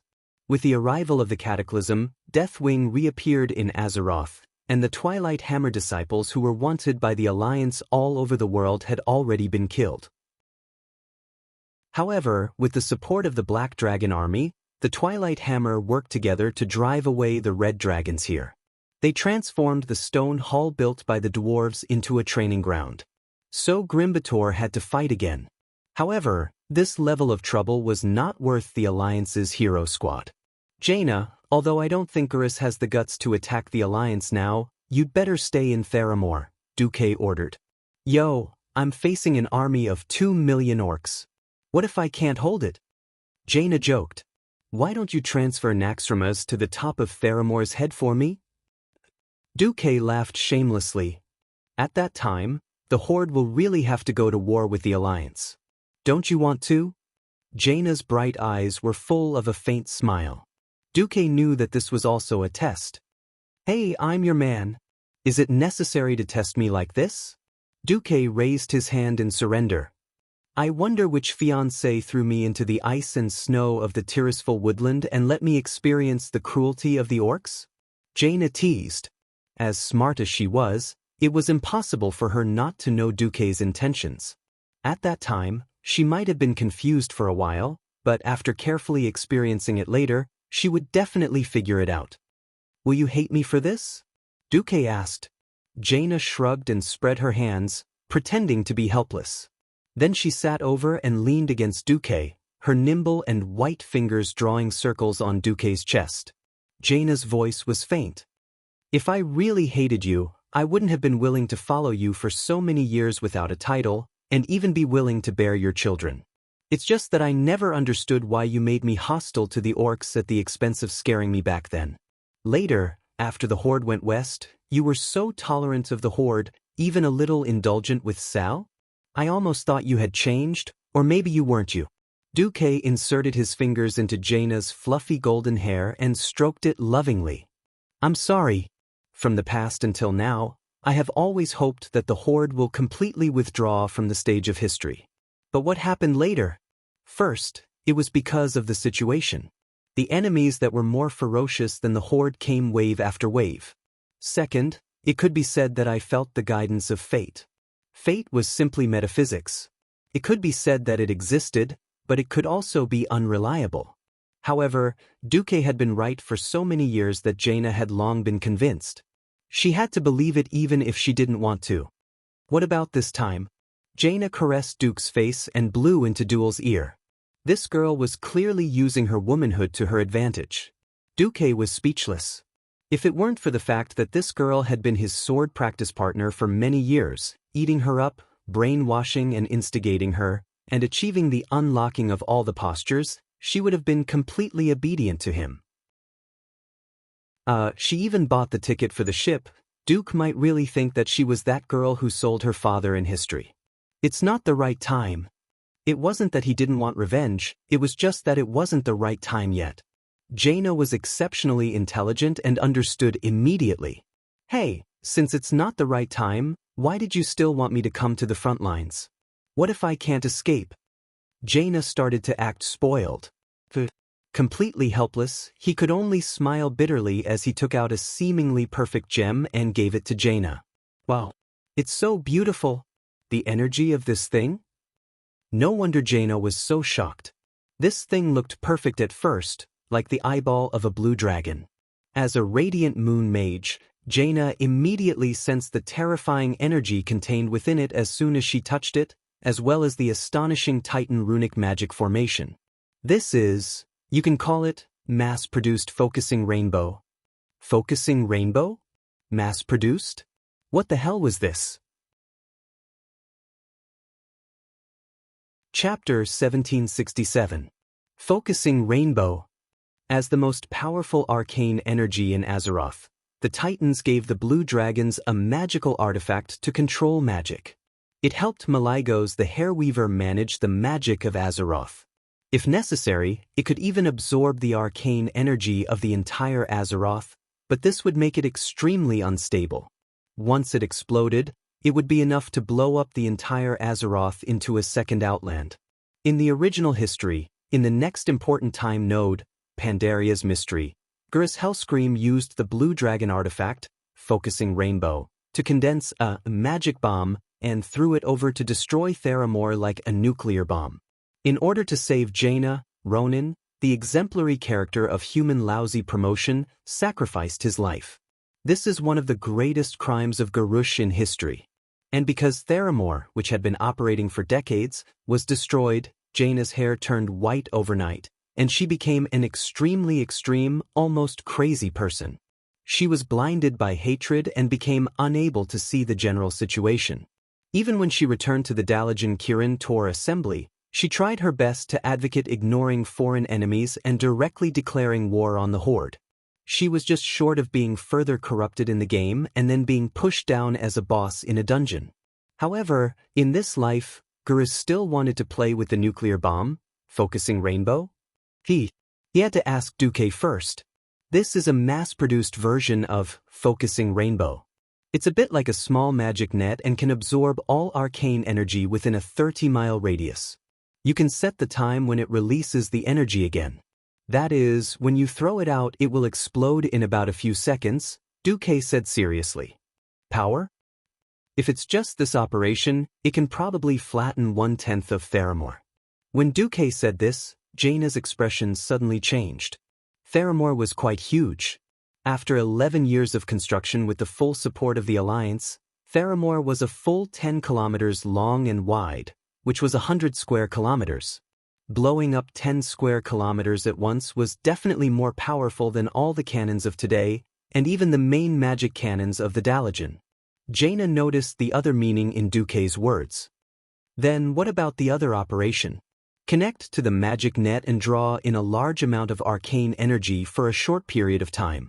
In theory, it can cause an even more powerful explosion, but the duration of the explosion will become uncontrollable, and it will cause part of the weave to collapse. Duque shrugged. Unless you're planning to die with your enemy, please don't play this game. You're not immortal. When Jaina heard the first half of Duque's sentence, she was so scared that her face turned pale. However, she soon felt Duque's concern and deep love. With this, even if Gurus brought his entire tribe to Dustwallow Swamp, he still wouldn't be able to take down Theramore. No, it should be said that even if they succeeded, they would vomit 18 liters of blood. Woo-woo. Master, your disciple is becoming more and more fond of you. What should we do? After saying that, Jaina immediately offered artificial respiration. Duque accepted it calmly and handed the mass-produced focusing rainbow to Jaina. This thing is for you to protect yourself. Although it can be mass-produced, it's best not to use it. After all, the material of this thing was too bad. Anyway, you know it's related to the blue dragon's body. Jaina stuck out her tongue. Was this considered as no trade, no killing? After making arrangements with Jaina, Duque passed through the portal and went directly to Dawn Island in the middle of Lordamere Lake. As soon as he stepped out of the portal, Duque saw that Vashch was already in the form of a Naga, waiting respectfully with a group of subordinates. On the shore, there was the giant water elemental Lord Unstable Hydas, the male Naga Deepwater Lord Karathres, and the deep-sea giant Meroger Tidewalker. In the deep water a little further from the shore, there was the huge island-like fish-shaped monster Jisra with most of its body exposed. They were all the bosses in Draenor's Serpent Temple back then. Now that their fate had changed, they had followed Vashch and become the vassal forces of the Alliance. Looking out, the elite Naga guards and Naga priests were lined up densely in the distance. Further away, there were countless Murlocs. These guys, who used to quarrel all day, were all quietly crawling in front of Duque. Sometimes, Duque couldn't help but sigh that fate made fools of people. However, it was because of Duque's constant stirring up trouble that those forces that were originally destroyed and the bosses that were destined to step into death were all pulled back to become his subordinates. This was why the Alliance was strong and prosperous today. In the future, when fighting against the Burning Legion that came again, they would have more confidence. Duque took a deep breath. Although he was already a demigod, and breathing was just an action that could not be done, he always retained the habits of being a human. Duque believed that only humans were the true saviors of this world. He spat out the foul air in his lungs and said loudly, "Everyone from the Storm Naga, I have saved you from death. I have given you a future and hope. But this is not without conditions. I think you know what I am here to do today?" The Deepwater Lord Karathres took the lead, knelt on one knee and shouted, "I am willing to die for Master Duke Marcus." All the lords, all the elites, and thousands of aquatic powerhouses knelt down in unison. "I am willing to die for Master Duke Marcus." Death was not just a simple fanaticism. In a sense, this was a more transcendent existence, a more ideal destination. Every single one of them had personally witnessed how the dead humans and powerful creatures had fused with the weave and become immortal existences. For example, the frost dragon Sapphiron, the Archbishop of Holy Light Alonso's Fail, mortals and things would eventually die or decay. Being loyal to their own demigod Vashch and Vashch's master, Duque, was the true way of kings. Therefore, the loyalty of these aquatic powerhouses who had changed their name to Storm Naga was not false. Seeing the fanaticism in these guys' eyes, Duque was quite satisfied. Very good. Now the world has changed. The water elemental plane is the plane closest to Azeroth. I can feel that the water elemental Lord Tidehunter Neptulin did not personally participate in this world-destroying operation. He is destined to be a thorn in Netherio's side. Perhaps he will be in big trouble. Perhaps he wants to remain neutral, or he is purely acting according to circumstances. At this point, Duque paused, then continued, "The Alliance needs to unite more powerhouses to fight against evil. What you have to do is to persuade him. Use words or force to persuade him to join this war against Netherio." Suddenly, the unstable Hedis asked in a muffled voice, "What if he refuses?" Chapter 1768. Was it another black and white issue? Duque had a slightly strange expression on his face.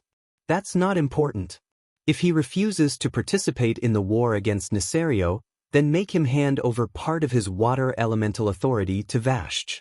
Let Vashch fight in his place. I think if he was rescued from a desperate situation, he would be very happy to do so. When Duque said this, all the members of the Storm Naga clan understood. They could not let the Tide Hunters kneel, but if this coward refused to work, then they would squeeze him dry. Vashj swayed her snake tail and came in front of Duque. She crossed her 3 pairs of arms in front of her chest and bowed. "My master, Vashj will obey your orders." Duque did not say much, and Vashj also understood what Duque meant. Anyway, as long as Neptulin was not beaten into a dog, Vashj did not have to do anything.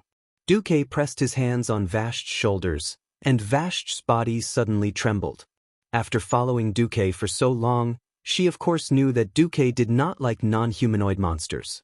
She was also disgusted with her Naga form. But she had no choice. If she did not appear in the form of a Naga, it would be difficult to convince the Nagas and sea monsters under her. Duque rarely touched her body in the Naga form.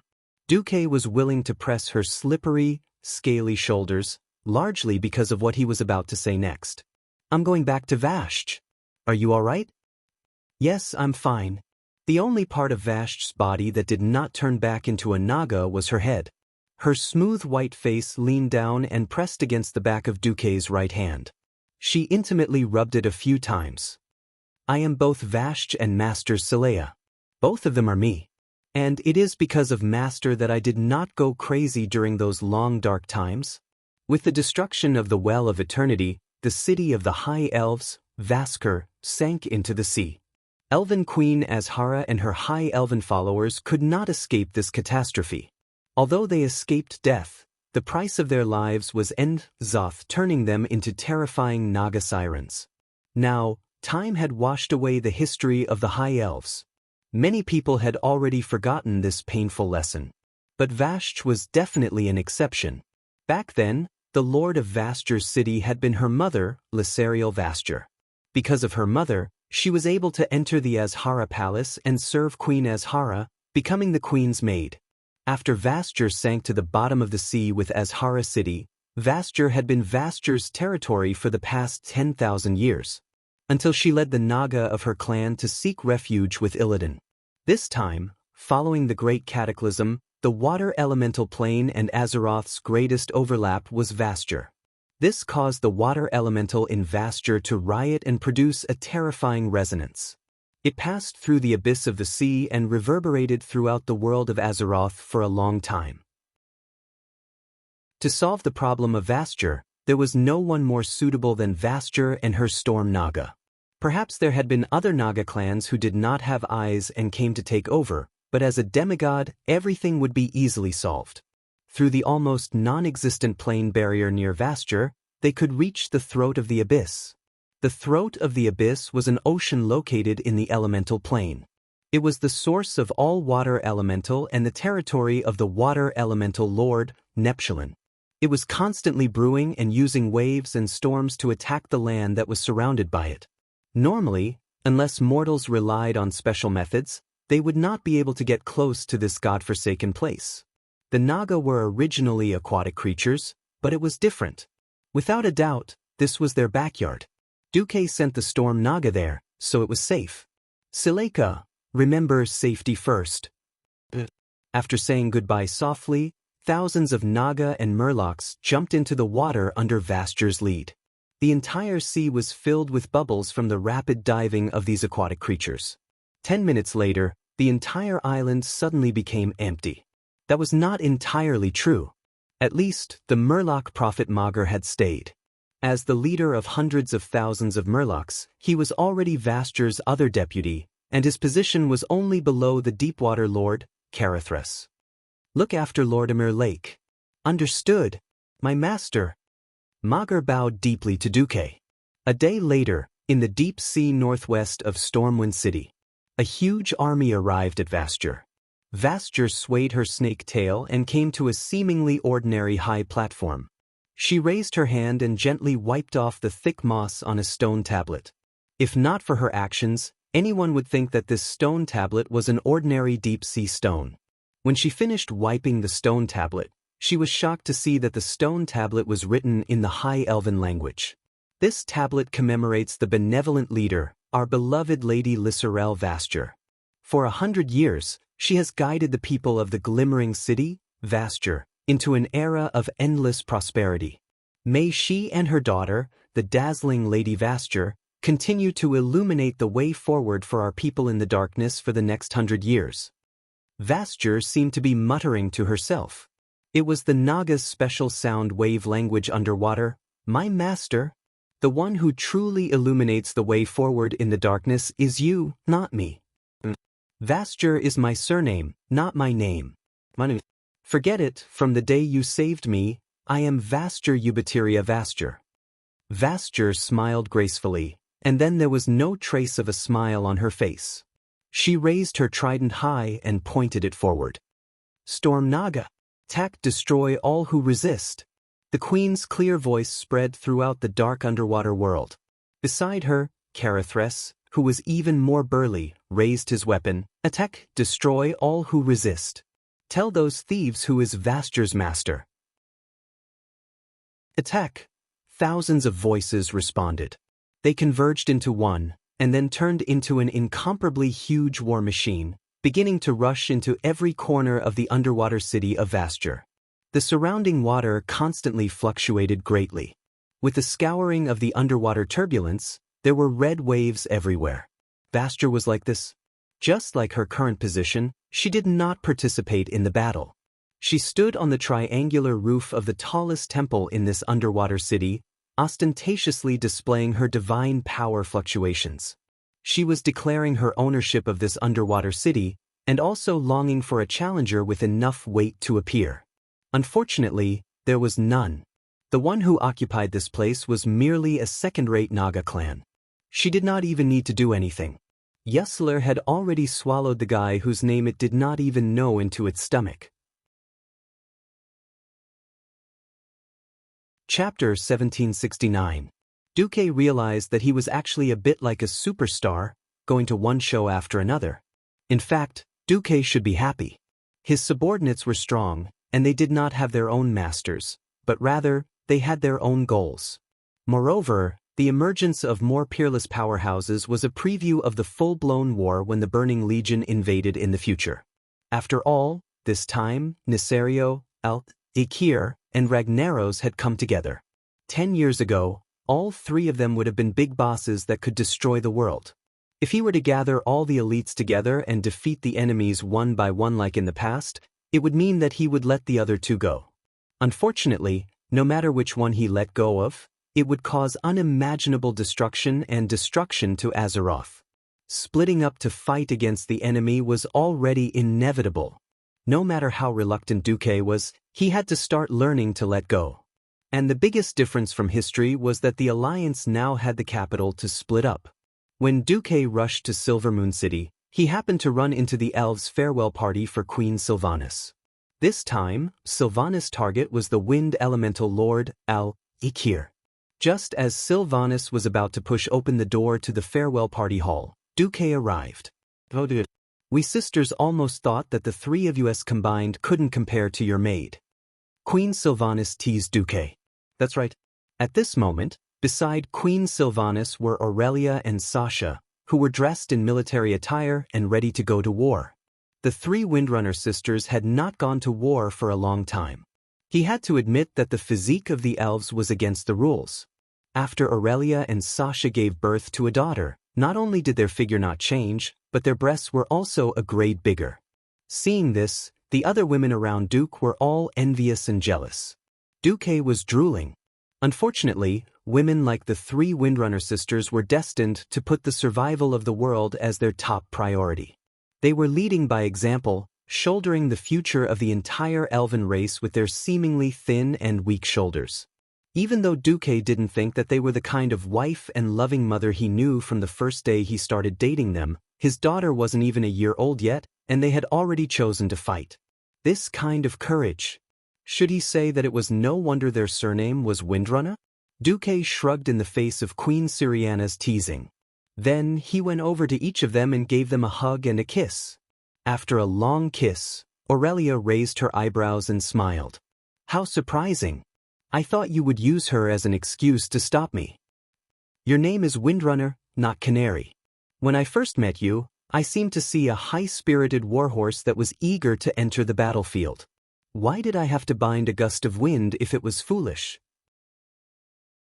I'm already very sorry that I've used my child to hold you back for 2 years. Humph. It's good that you know. Sasha pouted. She looked very cute when she was angry. Duque, don't you have anything to tell us? Queen Syriana asked with her arms akimbo and her chest puffed out. Don't be stopped by trash like Al-Akir. Back then, Sardras had defeated all the ancient gods and elemental lords. And our future enemy is destined to be Sardras, who has returned from the bottomless abyss. Duque wasn't looking down on the enemy, but it was a disguised form of encouragement. Al-Akir was strong, but he wasn't the final destination of the 3 Windrunner sisters. He was just a mountain that they would pass by. Only Sardras was the real destination that everyone had to work hard to cross. The 3 Windrunner sisters said in unison, "We understand." Queen Syriana held Duque's arm as they walked out of the farewell hall.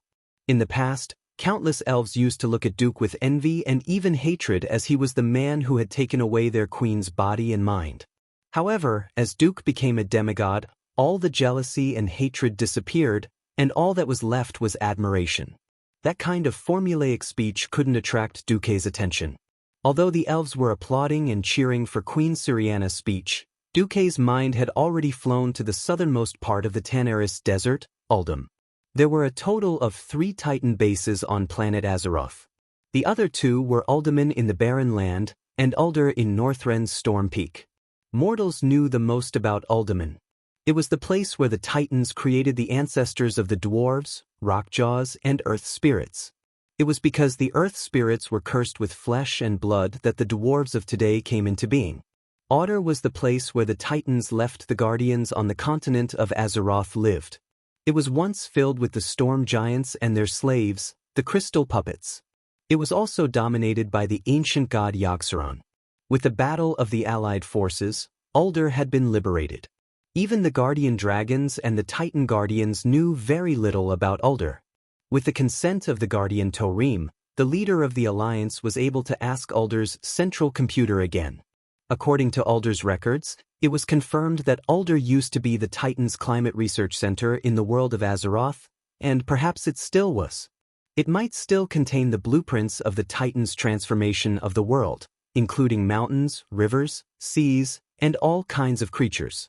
Before the cataclysm, the Titans set up an extremely complicated and powerful Titan barrier for the entire Uldur.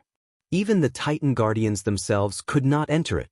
But with the collapse of the Azeroth elemental barrier, Uldur became accessible for the first time in 25,000 years.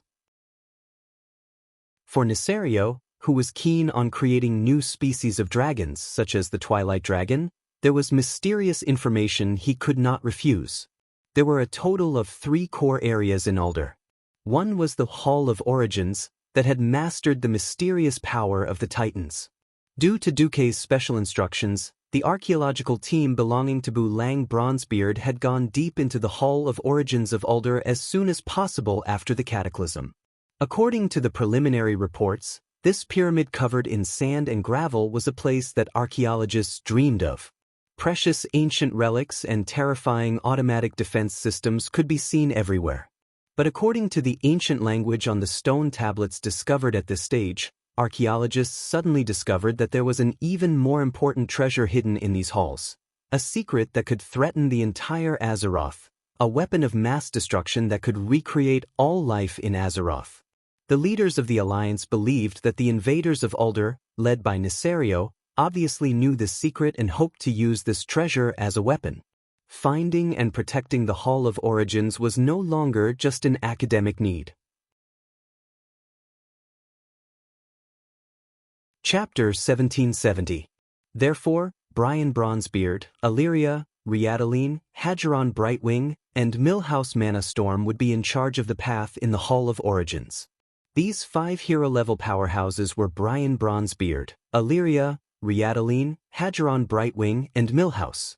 In the Uldum region, there was also a new race, the Catmen. During the creation of the world, the Titans also created a mysterious race, the Catmen, Torville. They were used to guard the Titans' research facility in Uldum, and Torville's lost city was where they once lived and fought. But with the appearance of the wind elemental plane, Torville, which was the closest to them, naturally became their first target to conquer the world. The main opponents in the Torville dungeon were the Catmen General and the spiritual leader, but the final opponent was the culprit sent by the wind elemental lord to bewitch the Torvilles, Xianxia.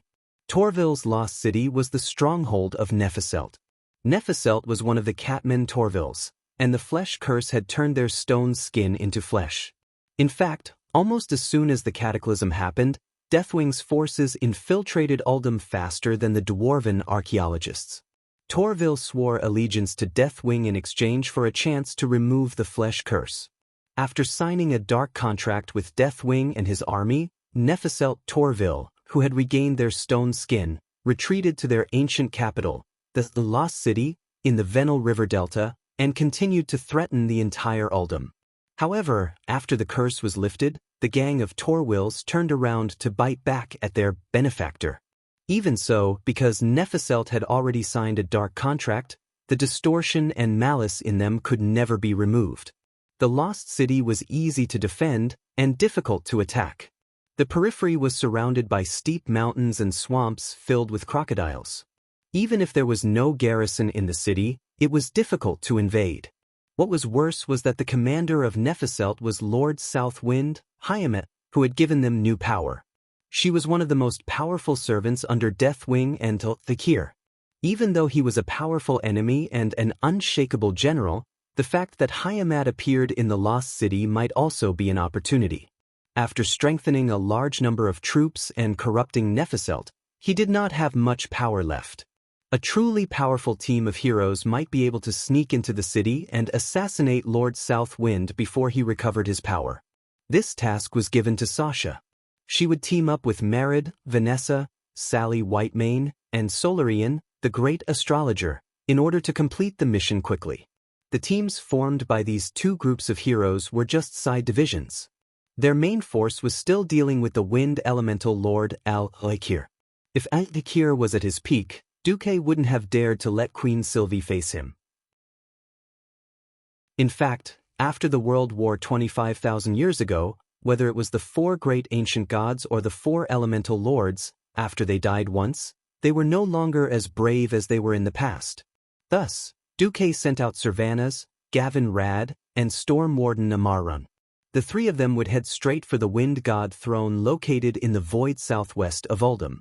In the past, the Wind God throne only existed in the Wind Elemental Plane.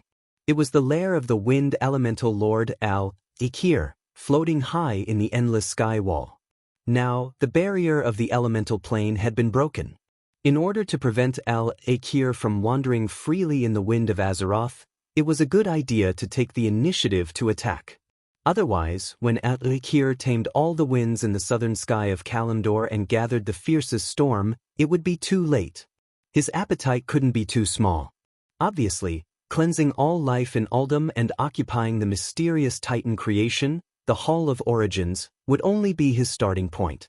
When he and Ragnaros each controlled all the wind and fire elements in Azeroth, that would be the real world-destroying cataclysm.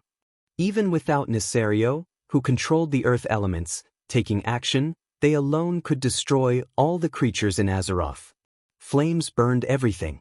Strong winds suffocated all living things. Duque had already tested it. In this fantasy world, the wind element was a special element that included air. Taking away the wind element would also mean taking away the air. Any creature that had to breathe was dead. Strong winds alone weren't enough. After all, there were things like the undying and ghosts in this world. Don't forget that there were also flames. If Ragnaros really attacked without limit, even the undying would be finished. Duque let out a long sigh of relief. While he was thinking, Queen Sylvanas had also completed the declaration before the expedition. After all, it was not an expedition of an army, and there was no grand military parade. After Queen Sylvanas announced the various appointments, she once again appointed Theron as the regent and officially set off. In front of hundreds of elves, Sylvanas gave a hot kiss without hesitation. "Don't worry, my dear. I'll deal with Al-Akir and come back to give birth." Duque grimaced and lamented in his heart, "Son, or rather daughter, You have a mother who dares to fight and fight. I really don't know if you're lucky or unlucky. What else could Duque say to such a tough Queen Sylvanas? He could only roll his eyes. It's good to get it done before the Burning Legion fully invades. Those who had stepped into the divine realm were so capricious. As long as they were given enough divinity and energy, giving birth was more like a process of splitting elements or powers. Duque estimated that Queen Sylvanas did not even have to suffer the pain of childbirth and could directly give birth without pain. Other women probably wouldn't be able to enjoy such a 666 method. The women of the Windrunner family had always been swift and decisive. They did not have too many romantic feelings and did what they had to do. During peacetime, when they were bored, perhaps they could roll in bed with Duque every day. Even as a queen, they could completely unlock all the positions. Once they entered the war, these gentle, beautiful, and sexy female elves would transform into the most heroic rangers and fight on the front line against evil. Without looking back, they stepped into the portal that Duque opened and went to meet Gavin Rad and the others. Duque sighed softly and then bitterly rushed to the next battle, Teldrassil. This was because another traitor had finally surfaced. In the third battle and the Battle of Hyjal, the Night Elves lost their world tree, Nordrassil, and thus their immortality. The generous Night Elves could accept this fact. However, the human heart was always the most complicated thing. Once you had it, you would not be willing to lose it. Under such circumstances, Fandral Staghelm convinced the other Night Elves and finally united with the Druids to create a new world tree, Teldrassil. Chapter 1771. Originally, Fandral did not have the final say in the Cenarian Circle. Unfortunately, Malfurion, who could keep Fandral in check, entered the Emerald Dream after the Battle of Mount Hyjal. No one knew the reason, and no one knew how to wake him up again. Naturally, Fandral replaced him and became the Archdruid. Without Malfurion's interference, Fandral could do whatever he wanted. Since ancient times, the Druids and the Cenarian Circle formed by the Druids had never been under the jurisdiction of the royal authority or any other regime. Even though Tyrande was the spokesperson of the divine authority among the Night Elves and held the highest authority among the Night Elves, she had no right to stop Fandral's actions. Without Malfurion, the only one who had the ability to stop Fandral was the former Druid mentor, the halfling Cenarius. Coincidentally, Grom had chopped the shit out of him with his axe. Moreover, most of the Night Elves yearned for immortality again. Tyrande could only acquiesce. However, even though the New World Tree grew rapidly and the incomparably gigantic thickets could be seen from the northern coast of Calendar, the Night Elves settled down here and began to build their first new city in thousands of years. All of this was not as perfect as Fandral had imagined. The Night Elves did not regain the ability to live forever. It was very simple. Teldrassil did not receive the blessings from the Dragon Kings like Nordrassil. After all, Alexstras's blessing was to protect the safety of the Well of Eternity. Now, the new Well of Eternity had exploded. The cruel reality had proven that the Night Elves did not have the ability to protect the Well of Eternity alone, and there was no need to protect the new Well of Eternity. Therefore, there was no need to renew the benefits of immortality for the Night Elves. As a result, Teldrassil began to gradually decay. Satyrs, inferior demons, and other monsters also began to treat this place as their home. After Duque sent Queen Sylvanas off, Duque received a message from Tyrande. As soon as Duque stepped out of the portal in the Elune Temple, Tyrande came to greet him. Dressed in a moon-white priestess robe, Tyrande looked so holy. At this moment, she was the most devout priestess of the goddess. The signs you spoke of have indeed appeared. Tyrande looked worried. Fandral has summoned many druids to Teldrassil in preparation for the plan to heal the World Tree. Navarax, Brawl Bearskin, Hamel Runtotem, and other great druids have all received his summons. He summoned the druids in the name of the Cenarian Council's chairman. I feel that there is something wrong, but I have no right to stop him. You said that when this happens, I have to inform you immediately. As one of William's trio, Brawl was the chief druid of the Alliance's hero group, so there was no need to introduce him. Navarax had long ago, Druid of druids of druids of.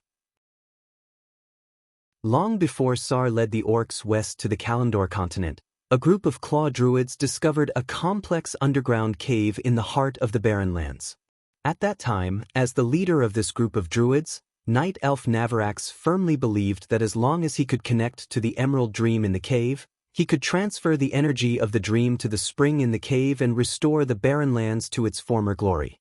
However, Navarax's imagination had unfortunately turned into a nightmare, and the Howling Caves had also changed. There were venomous snakes, velociraptors, wind snakes, and crocodiles everywhere. The springs and crevices had also rotted. In a sense, this guy was a troublemaker with good intentions. Hammer Runtotem was the chief of the Tauren Runtotem family, the disciple of Malfurion Stormrage, and the advisor of Cairn Bloodhoof. In the future, he would also become the advisor of Cairn's son, Smashbane. He was also the first non-dream elf druid to receive the title of Great Druid. Although Hammer was not the first Tauren druid, he was indeed the first Tauren druid to regain the way of nature. Fandral had summoned so many great druids in one go. Duque gently stroked Tyron's green hair. Don't worry, you did well. It's time to deal with Fandral Staghelm. Please call the core members of the Elune Sisterhood, Chandri's Feather Moon, and other important elven generals. Also, be prepared to communicate with Elune at any time. Come with me. Tyrande immediately realized that the situation was far more serious than she had imagined.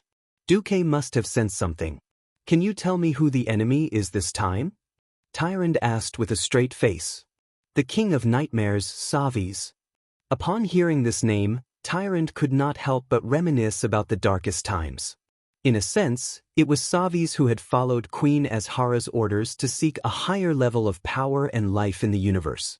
That was how he had formed a connection with the Burning Legion, and that ancient war that could be said to be a catastrophe for the entire planet of Azeroth. However, Savis, the Night Elves' known sycophant, had finally escaped and obtained a new life under the hands of the ancient god Enzos. He became the virus, cancer, mastermind, and culprit that invaded the Emerald Dream. For the past 10,000 years, Isra, who monitored and controlled the Emerald Dream, had always hoped to catch him, but to no avail. He was too cunning, and almost no matter what he did not reveal his true form. No matter what methods Isra used to ambush or lure him, the most he could do was capture some of the fragments of his will. However, he used the unreal nature of the Emerald Dream to continuously infiltrate the dreams of the Guardians of the Emerald Dream, invading and corroding the green dragons. Not long ago, a large number of ancient dragons had almost fallen from the Emerald Dragon army. For example, after the Molten Core, there had almost been a repeat of the 4 great green dragons that had fallen. If not for Duque's warning to Isra, the Green Dragon army would have lost a few ancient dragons that could fight. Hearing Savis's name, Tyrande's expression turned ugly. I think we need to find a way to wake Malfurion up. This had nothing to do with personal feelings. It was purely because Malfurion, who controlled the power of the Emerald Dream, was an ideal candidate to fight against Savis. Tyrande bit her lip and seemed to hesitate, but still said, Duque, don't you know soul magic? I agree with you using it on Malfurion. Duque shook his head. It has nothing to do with that. I already know that Malfurion fell into a deep sleep because he was trapped by the nightmares of the King of Nightmares. He has been having nightmares for the past few years. I have already solved this riddle. All that's left is to wait for the actors to arrive. Tyrande's eyes widened. Chapter 1772. The reason why the snitches could cause such devastating destruction was because they stirred up trouble from the inside. The strongest fortress was always breached from the inside. As the most unreasonable one-step transmigrator, he was best at beating up the snitches. From Kel, Thuzad, who was still a human during the Second Dark Portal War, to Benedicta's, who had just been exposed, to Fandral Staghelm, 3 hours later, the great druids of the Cenarian Circle gathered below the World Tree, Teldrassil. Fandral Staghelm was making a speech. The World Tree is the glory of Kadorii. It is the legacy that Kadorii lives on. Without the World Tree, Kadorii is not even worthy of being called Kadorii. Look, Teldrassil is drying up and more cracks appear on the trunk. As the protectors and coordinators of nature, can we sit back and watch this happen? Fandral waved his hand and made a sweeping gesture. No! We can't sit back and watch this happen. With that, he raised a statue that had 4 legs and was in the shape of a centaur, but its body was decorated with many leaves. As the chairman of the Cenarian Circle, I formally propose a motion to use the statue of Remulos to heal the world tree. Remulos was the son of the demigod Cenarius. After the death of Cenarius, he became the protector of the Moonlight Woodland. Despite the war, this sacred land still preserved its innocence. As the former home of the demigod Cenarius, the Moonlight Woodland bathed in eternal moonlight. After the destruction of the Well of Eternity in the Third Dark Portal War, the Night Elves were blessed by Elun and built a home for the Druids here. The Moonlight Woodland once again became a safe harbor for the elves. Most of the Night Elves who did not move to Teldrassil stayed in the Moonlight Woodland, which was surrounded by ancient forest trees and had almost no contact with other races in the outside world. After Malfurion fell into a deep sleep, Remulos provided a lot of help to the young Druids. As the son of a demigod, a creature with a powerful divinity, and the symbol of the new generation of Druids, Remulos had a very high reputation among the Druids. For a moment, there was a lot of agreement around. The lower and middle Druids thought it was a good idea, but the Archdruids instinctively felt that something was wrong. Brawl Bearmantle was the first to speak. No one can deny that Teldrassil is a miracle of the world. It is a magnificent natural landscape created by us Druids through the magic of Azeroth itself. But even such a huge tree had to go through life and death like any other living thing. However, Teldrassil is abnormally sick in his prime. It's not malnutrition or physical damage, but sickness. This is very abnormal. I think we need to find the cause first, instead of using magic to cure it. Brawl's words were pertinent and reasonable, but his argument was immediately rejected by Fandral. Teldrassil is withering, it needs more nutrients. We used magic to hasten its growth, so we should give it more magic. As long as its body is strong enough, it can ignore all pests and diseases. Fandral's high-sounding argument was refuted by a sharp female voice. Just like how you poison Malfurion with morning wheat, while claiming that you were going to rescue him? To be as shameless as you are, you must be one of the best among traitors. The one who spoke was naturally Tyrant Whisperwind, the highest leader of the Night Elves and the spokesperson of the moon goddess Elun. These words caused an uproar among the Druids. What was going on? This was no longer a quarrel, but a fight to the death. A fight to the death. Ever since the Elun Sisterhood and the Druids seized power from Queen Azhara 10,000 years ago, the Night Elves had been in a parallel political system that had nothing to do with each other. The Moon Goddess belonged to the Moon Goddess, and the Druids belonged to the Druids. Although their doctrines were similar and their origins were the same, the bosses were actually different. The Elun Sisterhood was a typical divine path, and the will of Elun was absolute. The Druid doctrine was based on the harmony of nature, and even the founder of the religion, Cenarius, was only the highest teacher, not the ruler. The two factions respected and helped each other, and this was how they had been for the past 10,000 years. Now that Tyrant had suddenly launched an attack, if there was no concrete evidence, it might cause a civil war among the Night Elves. The Druids saw that Tyrant had not only brought Duke Marcus, the higher-ups of the Elun Sisterhood, Chandri's Feathermoon and other generals, she had also brought over 1,000 sentries from the Moon Goddess Temple. Just this was enough to cause them to be in an uproar. High Priest Whisperwind, please be careful with your words. May I ask, do you have concrete evidence? Navarax shouted on the spot. Of course I do. The evidence is this morning wheat. Tyrant tossed a large bag into the distance. This, such bright natural energy, there's no problem. Navarax sensed it. Tyrant laughed coldly. Of course there's no problem, if you didn't use the Emerald Dream to send your soul into this bag of wheat. At this moment, Fandral's expression finally changed. Nonsense. Is that so? Malfurion is in a deep sleep because he was ambushed by the king of nightmares, Savis, in the Emerald Dream and is trapped in a nightmare cage. Tyrande held the bow in her left hand, extremely agitated. She was already beyond angry. Her impassioned voice suddenly rose an octave. Fandral, you ordered the druids to collect large amounts of morning wheat in order to create a cursed poison to sprinkle on Malfurion's sleeping body. If not for the Moon Goddess Temple's priests taking care of him, I'm afraid that even if Malfurion escaped from the King of Nightmares, he would not have a body to return to. At this moment, Duque spoke. Of course, Fandral, you can say that there was a traitor among the druids who collected the morning wheat, and he was bribed by the King of Nightmares to add poison.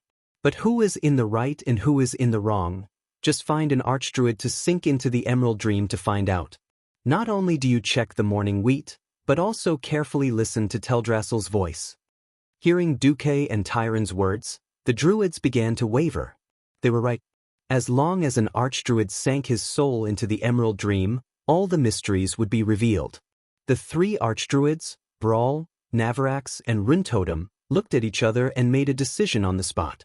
Brawl said, I'm better at fighting. I'll protect you. Navarax smiled bitterly, I failed once in the Howling Caves. I'll forget about it this time. I'll do it. The Minotaur druid Hamuel smiled bitterly. Chapter 1773. The situation had taken a sharp turn for the worse for Fandral. The druids had not been so sensitive before the incident with Benedictus. If someone else had been in charge, the druids' subconscious xenophobia would have kicked in. Duque was different. For more than 20 years, Duque had the nickname of Eye of Light among the higher-ups of the Alliance. It described Duque's ability to distinguish between good and bad, and to find the traitor directly. The most famous and earliest were the ones who discovered that Sargeras had possessed Medivh. Then, they found Nesario, who had used the ultimate transformation spell, to become the Lord of Presto. Then, it was Onyxia, and most recently, it was the Archbishop of the Stormwind Kingdom, Benedictus. As long as they were a traitor, they would not be able to stay for long without being caught by Duque. Or rather, it was not that the time had not come. When Duque arrived, the druids had actually believed most of it. Not only did they not continue to cluster around Fandral's Staghelm, but they also spread out to form an encirclement to prevent Staghelm from making a move. What they lacked now was the most decisive evidence. At this point in time, Fandral panicked. If it was someone else, they might have wet their pants. Whether or not he was the acting chairman of the Cenarian Circle, Duque was a true demigod and the Alliance's commander. He was Alexstrasza, whom the Night Elves worshipped like a true god, often bragged, and shamelessly asked Elune to borrow a high priest to warm his bed. No matter how Staghelm tried to stay calm, he was still panicking. It was completely different from the plan that he had agreed with Savis. This was no longer just making a mess, it was simply piercing the sky. Duke Marcus, you are the enemy of nature. The butcher who abused magic to destroy nature. What do you mean by slandering me like this?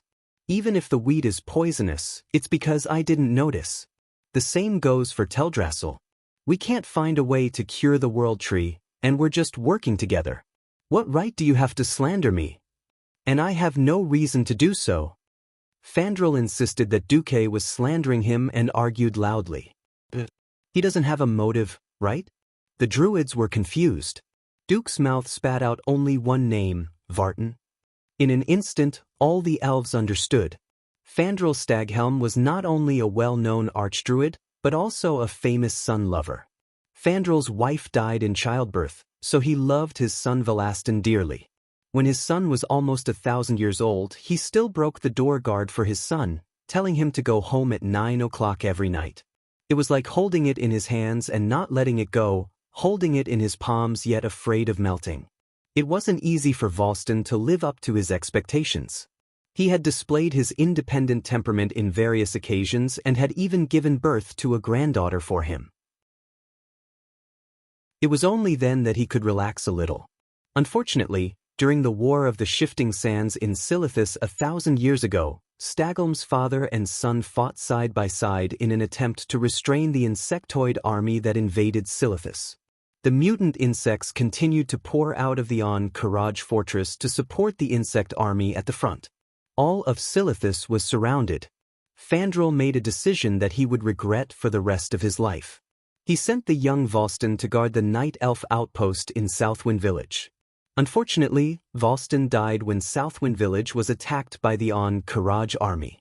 Fandral Staghelm was filled with regret. Even many years after his son's death, the Druids could still hear Fandral crying at night for his son. Grief and pain had changed Fandral's character, perhaps even more than that.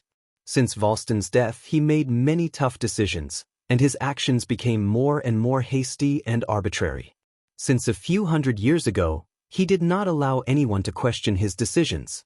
Many night elves saw this as a sign of his confidence, but some thought that he was too arrogant. Fandral himself did not care about what others thought, unless that person was in his way. Everyone knew that in the past 1,000 years, he had been looking for ways to resurrect his son in various ways. In fact, because Duque accepted the Karaj insectoids as his slaves, Fandral was even more furious. He even encouraged the entire Cenarian Circle to pressure Duque to execute all the insectoids. However, none of the archdruids were willing to support him, and Tyrande had suppressed this matter. Now, everything Duque and Fandral had done was for the sake of their dead son, Volston. The druids were shocked, but in their hearts they immediately accepted this explanation. Duke Marcus, are you humiliating my son who sacrificed himself for my people and for the peace of Kalimdor? I can't accept this. Fandral took half a step back, still trying to defend himself. It was very simple because there was no evidence left behind for what he did. He did not believe that Duque, who had nothing to do with him, could see what happened in his dream. Duque was indeed powerful. Obviously, the dream was not Duque's domain. Duque laughed coldly. Many of you only know that under Nozdormu's request, I returned to the ancient war 10,000 years ago for the balance of history. Probably not many people know that not only did I convert Archimonde's shadow curse, I also obtained Shadow Force, which I used to enter the Burning Legion. I even commanded Savis as a Void Lord, didn't I? The King of Nightmares, Savis? This almost taboo name suddenly made all the druids nerve sensitive. In the eyes of outsiders, the Cenarian Circle's druids in the past 10,000 years seemed to be fighting with the air. Only the druids who had truly entered the Emerald Dream knew how terrifying and dangerous the nightmares in the dream world were. The only name that could not be avoided was Savis. Duque continued, I have mastered the ability to control souls, and I have also memorized Savi's soul undulations. I didn't feel it before, but now that I see you, I can immediately sense that you are covered in that guy's disgusting stench. This time, Fandral's expression finally changed. That's right. Although he had served Savis in the past, he had never completely accepted Savi's power of nightmares like this. A long, long time ago, when Fandral was searching for a way to resurrect his son, he was entangled by a nightmare. However, the nightmare did not torture him. Instead, it told him that there was a way to resurrect Volston. Fandral, who was crazy about his son, of course immediately accepted the King of Nightmares' help and request. He lured Malfurion into the dream to investigate and was trapped in the dream. Then he persuaded the council to plant a second world tree and secretly planted part of the King of Nightmares' essence on Teldrassil, cursing the tree from the beginning.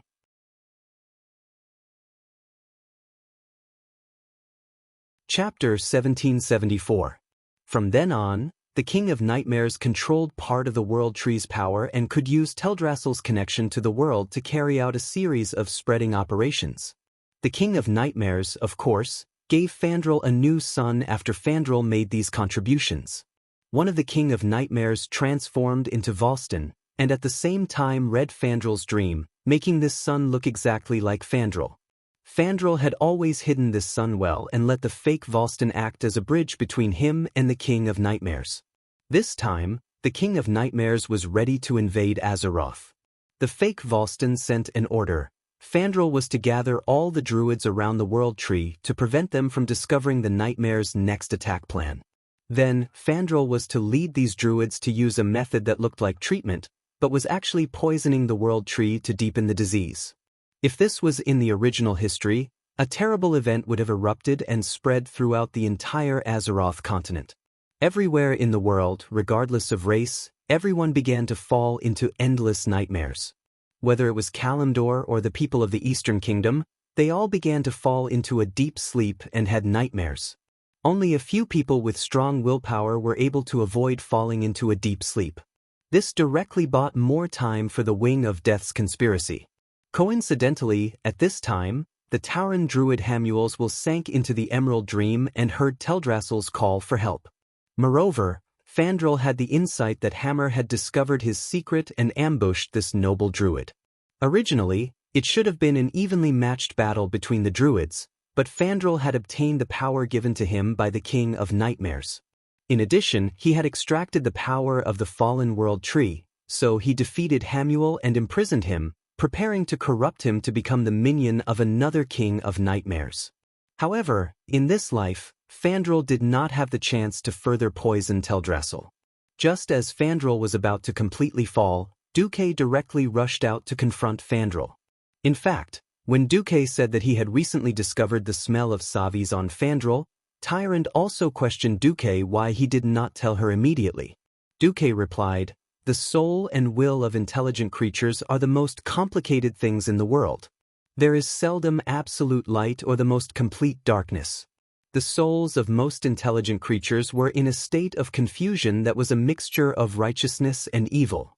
We can't destroy them just because they have some evil thoughts." This logic was just like when Duque was in school. A bunch of animals clamored to push Sister Bing Bing down. Then, he heard a group of dinosaurs shouting that they wanted to push down their Adonis. Thinking is one thing, doing is another. Fandral's actions over the years were extreme, but his soul had not really fallen. His obsession with smashing was something that no one could resolve. Tyrant fell silent at Duque's explanation, and instead gave an example. "Just like how I'm loyal to the public and willing to sacrifice everything for Caldorii, but you've shamelessly unlocked all my postures in secret?" Duque clenched his teeth and didn't dare to continue. Returning to this moment, since Duque dared to throw out the name of the King of Nightmares, Savi's, he naturally had an even greater trump card. "Fandral, I'm so disappointed in you." A voice familiar to the druids sounded, and Malfurion Stormrage, the true leader of the Cenarian Circle who seemed to be covered in grass and had antlers on his head, appeared behind Tyrant and the rest. The team naturally made way for the spiritual leader of the Night Elves to enter. Malfurion leaned on his staff and rushed over with large strides. "Hamuel, there's no need to go to the Emerald Dream. I've already contacted Teldrassil, and it told me all the reasons. As for you, Fandral." Malfurion turned to look at Fandral Staghelm. There was anger in his eyes, but even more sorrow and pain. Obviously, he had never thought that Fandral, whom he had personally nurtured, would fall to such a state. Fandral finally lost his composure. He turned pale with fright and blurted out, "No. Impossible. How could you break free from the King of Nightmares' cage?" Duque sneered, "Huh? You knew that Malfurion was trapped in the King of Nightmares' cage, and yet you still let Morning Weed up? Are you not going to continue pretending?" "Pretending? Continue pretending." Duque originally wanted to retort, but Tyrant quietly tugged at his sleeve and shook her head almost imperceptibly. "It's enough that you were able to rescue Malfurion in time." Duque immediately relented. Actually, rescuing Malfurion was a small accident. When Duque rushed over and informed Tyrant of Malfurion's problem, he went to see Malfurion. As someone who had once been part of the Burning Legion, Duque was very sensitive to soul fluctuations. Under the system notification, he received a message from a nightmare.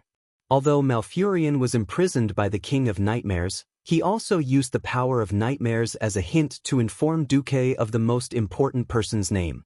That person was the wielder of the orc hero Brock's magic battle axe, Sora Salyafar.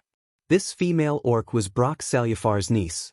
Years ago, when Cenarius was killed by Lord Howl, the divine weapon that he had personally forged using oak trees and was blessed by the moon god, eventually fell into the hands of this female orc as a spoil of war.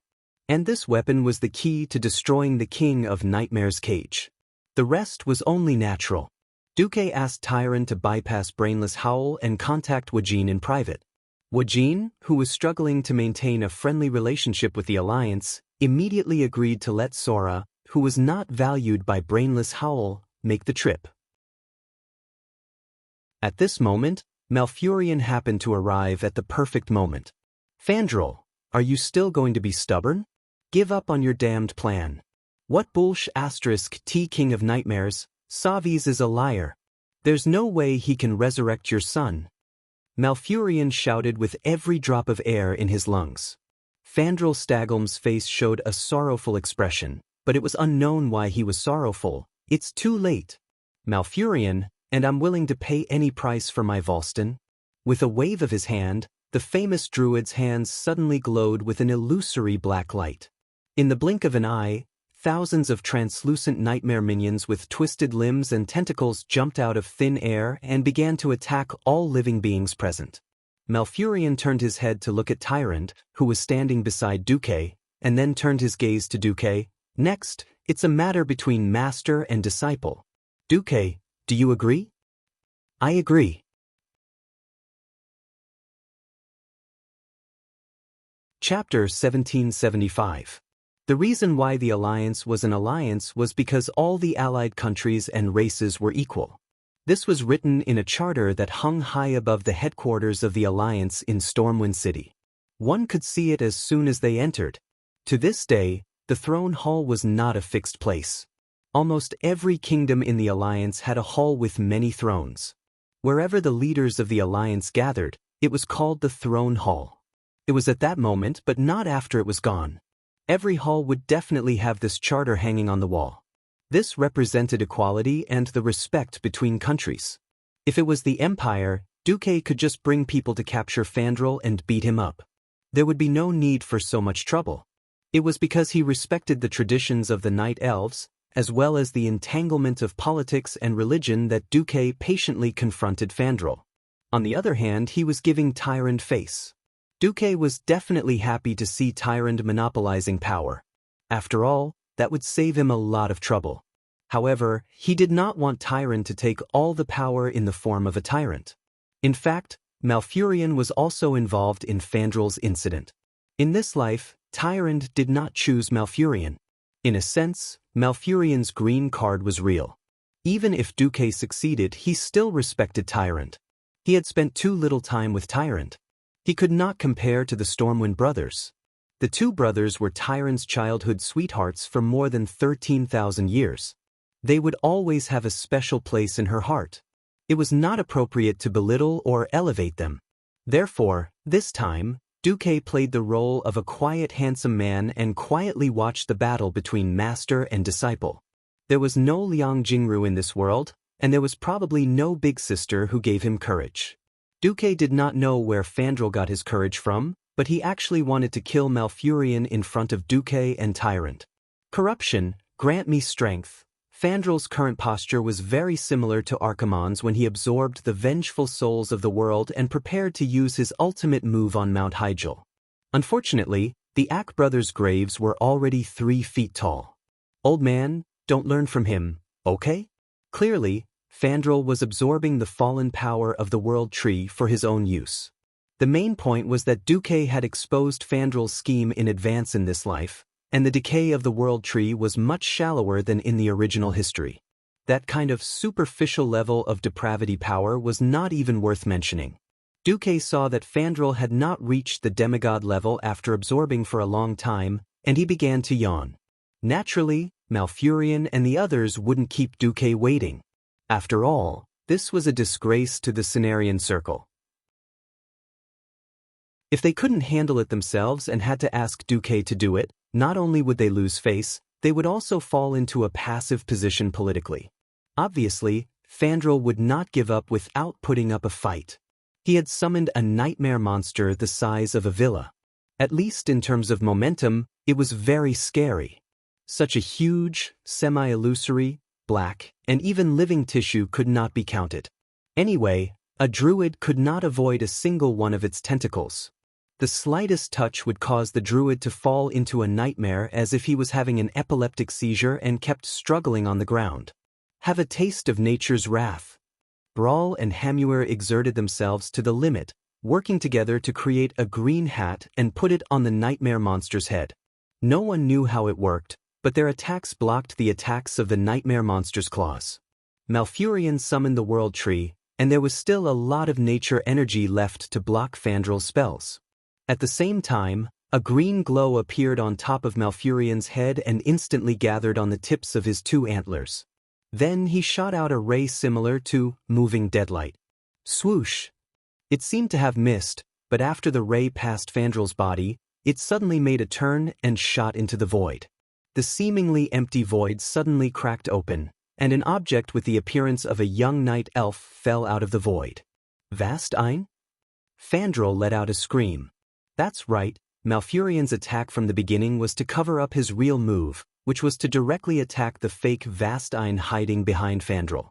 The druid's magic attack was not strong, but the magic of a great druid was still strong. Malfurion shattered the shadow creature that had taken the form of Volston. In the next second, this farcical betrayal ended because Fandrel was a sun control freak. When he saw his son being beaten up, Fandrel, who could not bear the thought of losing his beloved son for the second time, Fandrel fainted on the spot because of the great psychological impact. Without the main brain, the nightmare monster's claws that attacked based on instinct were naturally no match for the druids. Duque, what about Isra? At this time, Malfurion finally thought of the possibility that the King of Nightmares' target was Isra. I'm fine. Since Duque reminded me, how could I be so stupid to fall into that trap? In the void, a green-haired woman with the appearance of an elf walked out. Although she was only a projection, the dragon horns on her head and the pair of eyes that almost never opened told everyone who she was, the Emerald Dragon King, Isra. When the druids all bowed to Isra, Isra nodded at Duque in gratitude. Thank you, Duque. That was indeed a very sinister trap. If not for your reminder, even I might have been trapped there. You're welcome, Duque said calmly, showing off the demeanor of a master. Tyrande looked at Fandrel, who had fainted on the ground. Malfurion, what about him? Malfurion looked up at the sky and sighed. Fandrel? He was also tricked by the King of Nightmare. Strictly speaking, he is also a victim. Seeing that he did not cause too much damage, I have decided to imprison him in a prison in the Moonlight Woodland that is used to purify the soul until he regains consciousness. Although everyone present, including Malfurion himself, doubted whether Fandrel could really recover, what he said was the truth. After all, after Malfurion's inspection, he found that the World Tree was not seriously poisoned. The only one who was truly tricked by Fandrel was Malfurion. Even the victim had given up on pursuing justice. What else could the others say? At the end of the day, this was the internal affairs of the Cenarian Circle. However, Duque made a request. I agree with the Cenarian Circle's method of handling things. However, I am worried about Staghelm's mental state. I heard that he has a granddaughter. Tyrande immediately understood what he meant. His daughter-in-law, Rara, and granddaughter, Estalia, live in the Night Elf territory of Grey Valley, Astrana. However, I will bring them to the Moon Goddess's temple. The story. Malfurion leaned on his staff and sighed.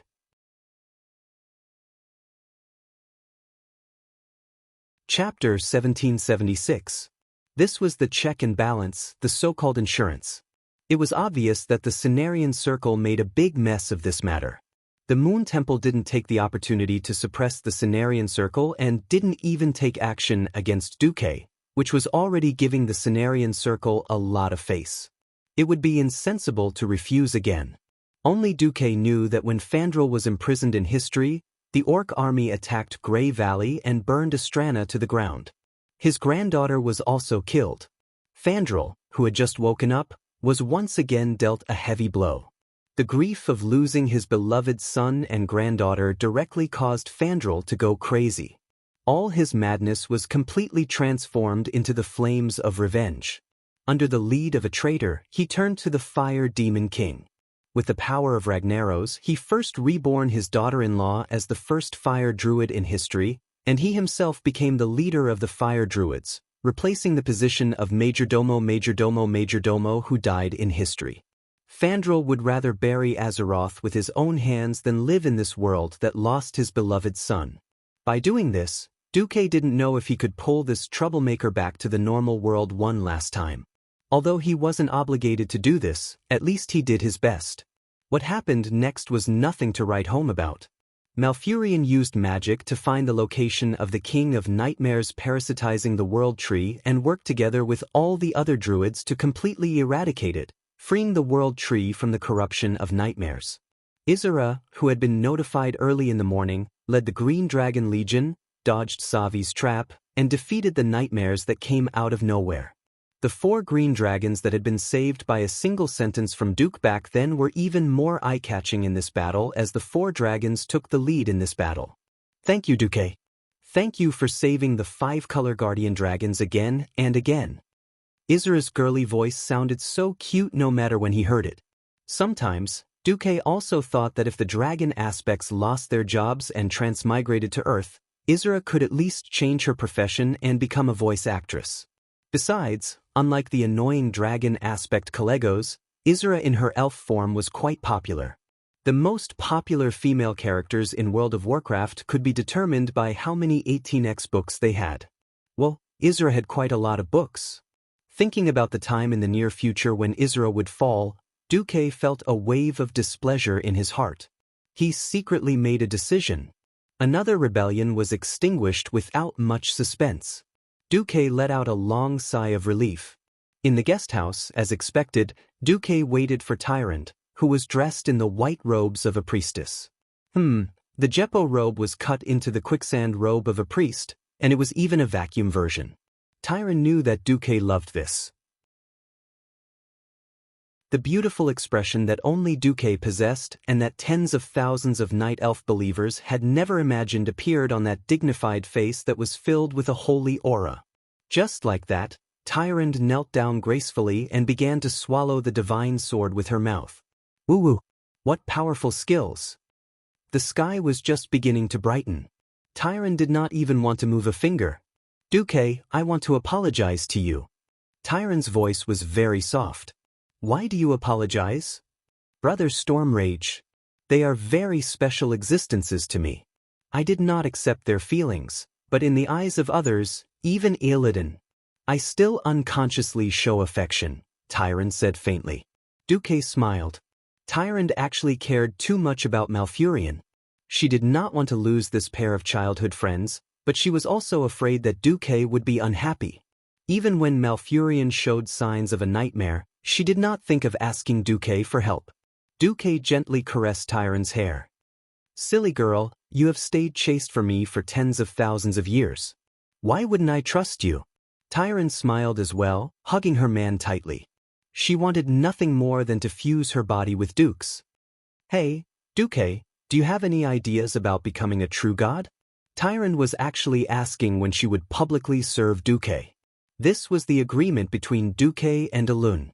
When Duque became a true god, Elun would officially give Tyrant to Duque. Duque's expression darkened.